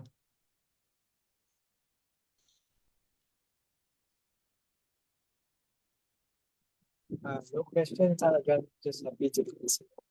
Okay, Diana, I have to limit your time to 3 minutes. Okay, we're running out of time. Hi, Diana. Hello. I'll ask next time. It's okay. Thank It's you. okay. It's okay. It's okay. We can do it. No. I was just noticing that I have like Buddha going on in my head, but it doesn't necessarily mean that I'm being mindful. I notice a difference between when I actually think about Buddha with my breath. I just wondered if you had any thoughts, because I think I use it. I'm more mindfully using it when I go for a walk or if I'm sitting. But it's like a reel in my head. Well, when you first started, this is how it might feel, but as you progress, you become more what you call melted together. You know, the mind and Buddha will become more closer together. Okay. Right now, still at a distance, the mind, but it's a starting point. Just keep reciting Buddha, Buddha, Buddha, and Buddha will get nearer, closer to your mind. It does remind me sometimes, because I hear it, and then it reminds me to say it mindfully. Yes. Yes. I've been reading some things about it's like a psychological perspective about embracing our shadows, like parts of us that are less acceptable. I just wondered if you had any thoughts from a Buddhist perspective. The commentary was like, it's really bad to suppress what we consider bad parts of us, and we have to actually just acknowledge and be mindful of them. Well, you have to see the damage the bad thing do to your mind, then you can give it up. The bad thing will cause suffering in your mind, causing the mind stress, anxiety, or worry, or dissatisfaction. Once you see that they are causing you damage or harm, then you will stop them or give them up. Yes. You don't suppress them. You teach the mind to choose the right thing for the mind. The bad thing you want to throw them away. You don't want to keep them in your mind. Yes. The thing that causes you stress or anxiety, you get rid of. Keep on the thing that will make your mind peaceful and happy. Yes. And that's you're making choices then, aren't you? Yeah, you have to make choice because there's good and bad in you. Yes. And the choice is to get rid of the bad thing because the bad thing harm you. The good thing benefits you, makes you happy. So you keep the thing that makes you happy. The thing that causes you suffering, you want to get rid of it. The last one I had was talking about that. Do we have a duty to stand up for justice for others if we see it, even if we know it will cause us to be not calm. How do we decide? It's not a duty. It's a voluntary action. If you want feeling you want to help other people because you're compassionate, okay, do it. But you have to accept the consequence of your own action. Thank you. So you can decide whether you want to accept that consequence or not.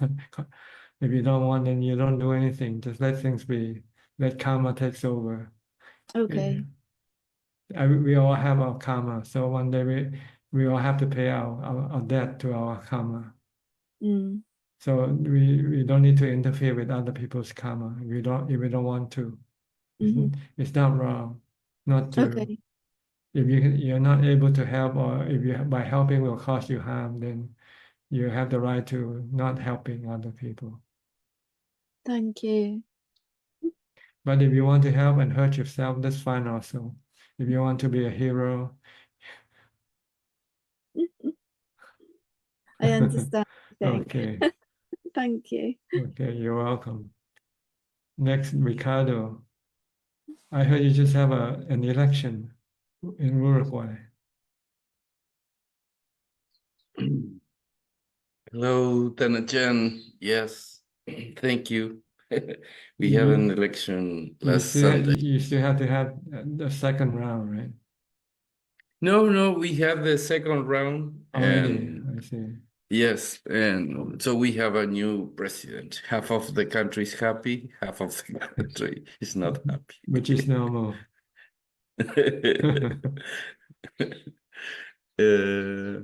Which half are you in? Which half are you in?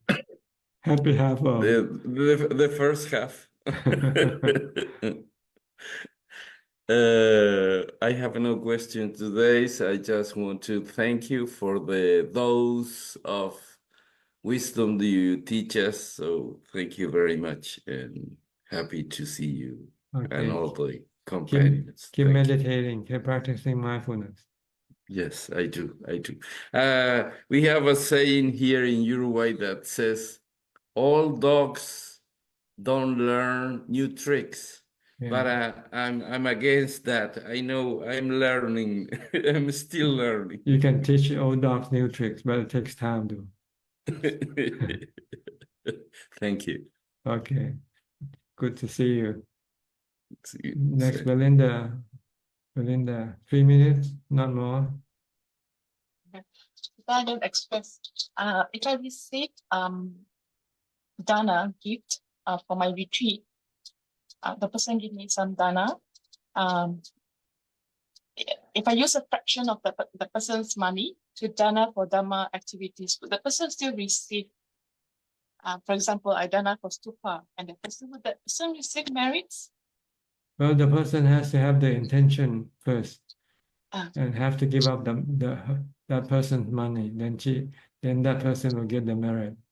But the person dana to me first. I have the money, and then I let the person know that I use a little bit of the money to dana for on the behalf, and the person will rejoice. Would that does it count, Ajahn? It depends on whether who owns that money, you or her. Her money she dana for my it is for my 8 precept retreat. Okay, she already made dana herself. She already have the benefit of her own dana. The money that you get is your own money now. It's not her. So whatever you do with it doesn't have anything to do with her anymore. Okay. Even if I use that fraction and I inform her to rejoice about it, it cannot link up. Well, she might rejoice that you make good use of the money. If you tell her that you spend money on alcohol, she might not be happy. So if she dana for my retreat and she get the merit for dana me and I use money. That's right. She already got the dana. She got the benefit already. Okay. And the money now belongs to you. If you give her away, then you also get the benefit from dana yourself, not her. Okay. Even I use a name, she doesn't get it. But just No, because it's not her anymore. It doesn't belong to her, and it's not her intention to do. It's your intention. It's your money. So you're the one who reap the benefit. So if I want to do a dana for her, she has to get extra money for like a stupa or dana stupa or other activities. If you tell her, she might not be happy. If her intention wants to give it to you, and you can use it for your own purpose. Oh. But if she's happy about it, does it count? It doesn't count, does it? If she's Well, happy, if she's happy, she's happy. But briefly, just to know that you did something good with her money. I use But her name. it's not the benefit that you get from that. She doesn't get the benefit of dana, of your dana. Okay. Still cannot get. Okay. Mhm. Okay. Because she already got the benefit when she gave it to you the first time. When she gives you the money, she already have the benefit of giving from her giving. And whatever you do with the money has nothing to do with her anymore. Even though I use a name to dana. You can use anybody's name, it doesn't matter. It still belongs to you. You're the one who will get the benefit. And you can share this merit with somebody who died. Oh. Only those who die. Oh, okay. Okay. Okay. Thank you, Ajahn. You're welcome. Next, Christine Coe.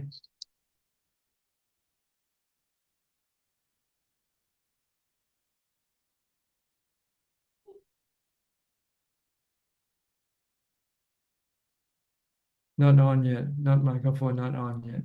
Okay. Now you can speak. Good evening, Tanajan. I have no question. It's getting late. Thank you. And I come in to pay respect to Tanajan. Okay. Happy to see you. Okay. I think we'll go to Kunjub now for the rest of the questions. กราบนมัสการท่านอาจารย์ค่ะ We have 5 questions this evening, and the first 3 questions are from the assistant Gmail, and they're from Sarasi from Switzerland. Question 1. Hello, Ajahn. How can we apply wise reflection, yoniso manasikara, when we find certain situations of life which we are not happy with? You have to look at everything as anatta. They're like the weather. You cannot control them. So you have to accept them for what they are. The second question, what is the best donation or dana one can do according to Buddhist perspective? The giving of Dhamma, the teaching of the Buddha, is the best thing to give to people. And the third question, when one is in jhana, is it same like pure awareness of the mind of an arahant? Yes, but it's brief, it's temporarily. After you come out, the defilement will return. And Sarasi wishes you good health and happiness. The second set of questions are from Sulan, and they're from Facebook. Dear Ajahn, hope you're well. I have some questions to ask. May I know how to increase our energy levels and keep it high all the time? By practicing mindfulness. The more mindfulness you have, the more energy the mind will have. And the last question, why do some people lose their energy quickly or get drained out quickly, while some people can maintain high levels of energy doing the same thing? Satu. Because the amount of mindfulness they have accumulated. If you have a very small amount, then you can be drained. The energy can be drained very quickly. If you have lots of mindfulness, then the energy will not drain as quickly. So practice mindfulness for your mental energy. That is all. Okay. I think that's all the time we have for tonight. Thank you very much for your company. I hope this meeting is enjoyable and brings some wisdom or some information into your mind and help you advance in your practice. In the meantime, please stay safe, be mindful, and keep on practicing. And if all goes well, I'll see you all at the same time next week. Thank you and goodbye. Sadhu, sadhu, sadhu. Thank you, Thank you. Tanajan. Thank you. Sadhu, sadhu, Thank you, Tanajan. Tanajan.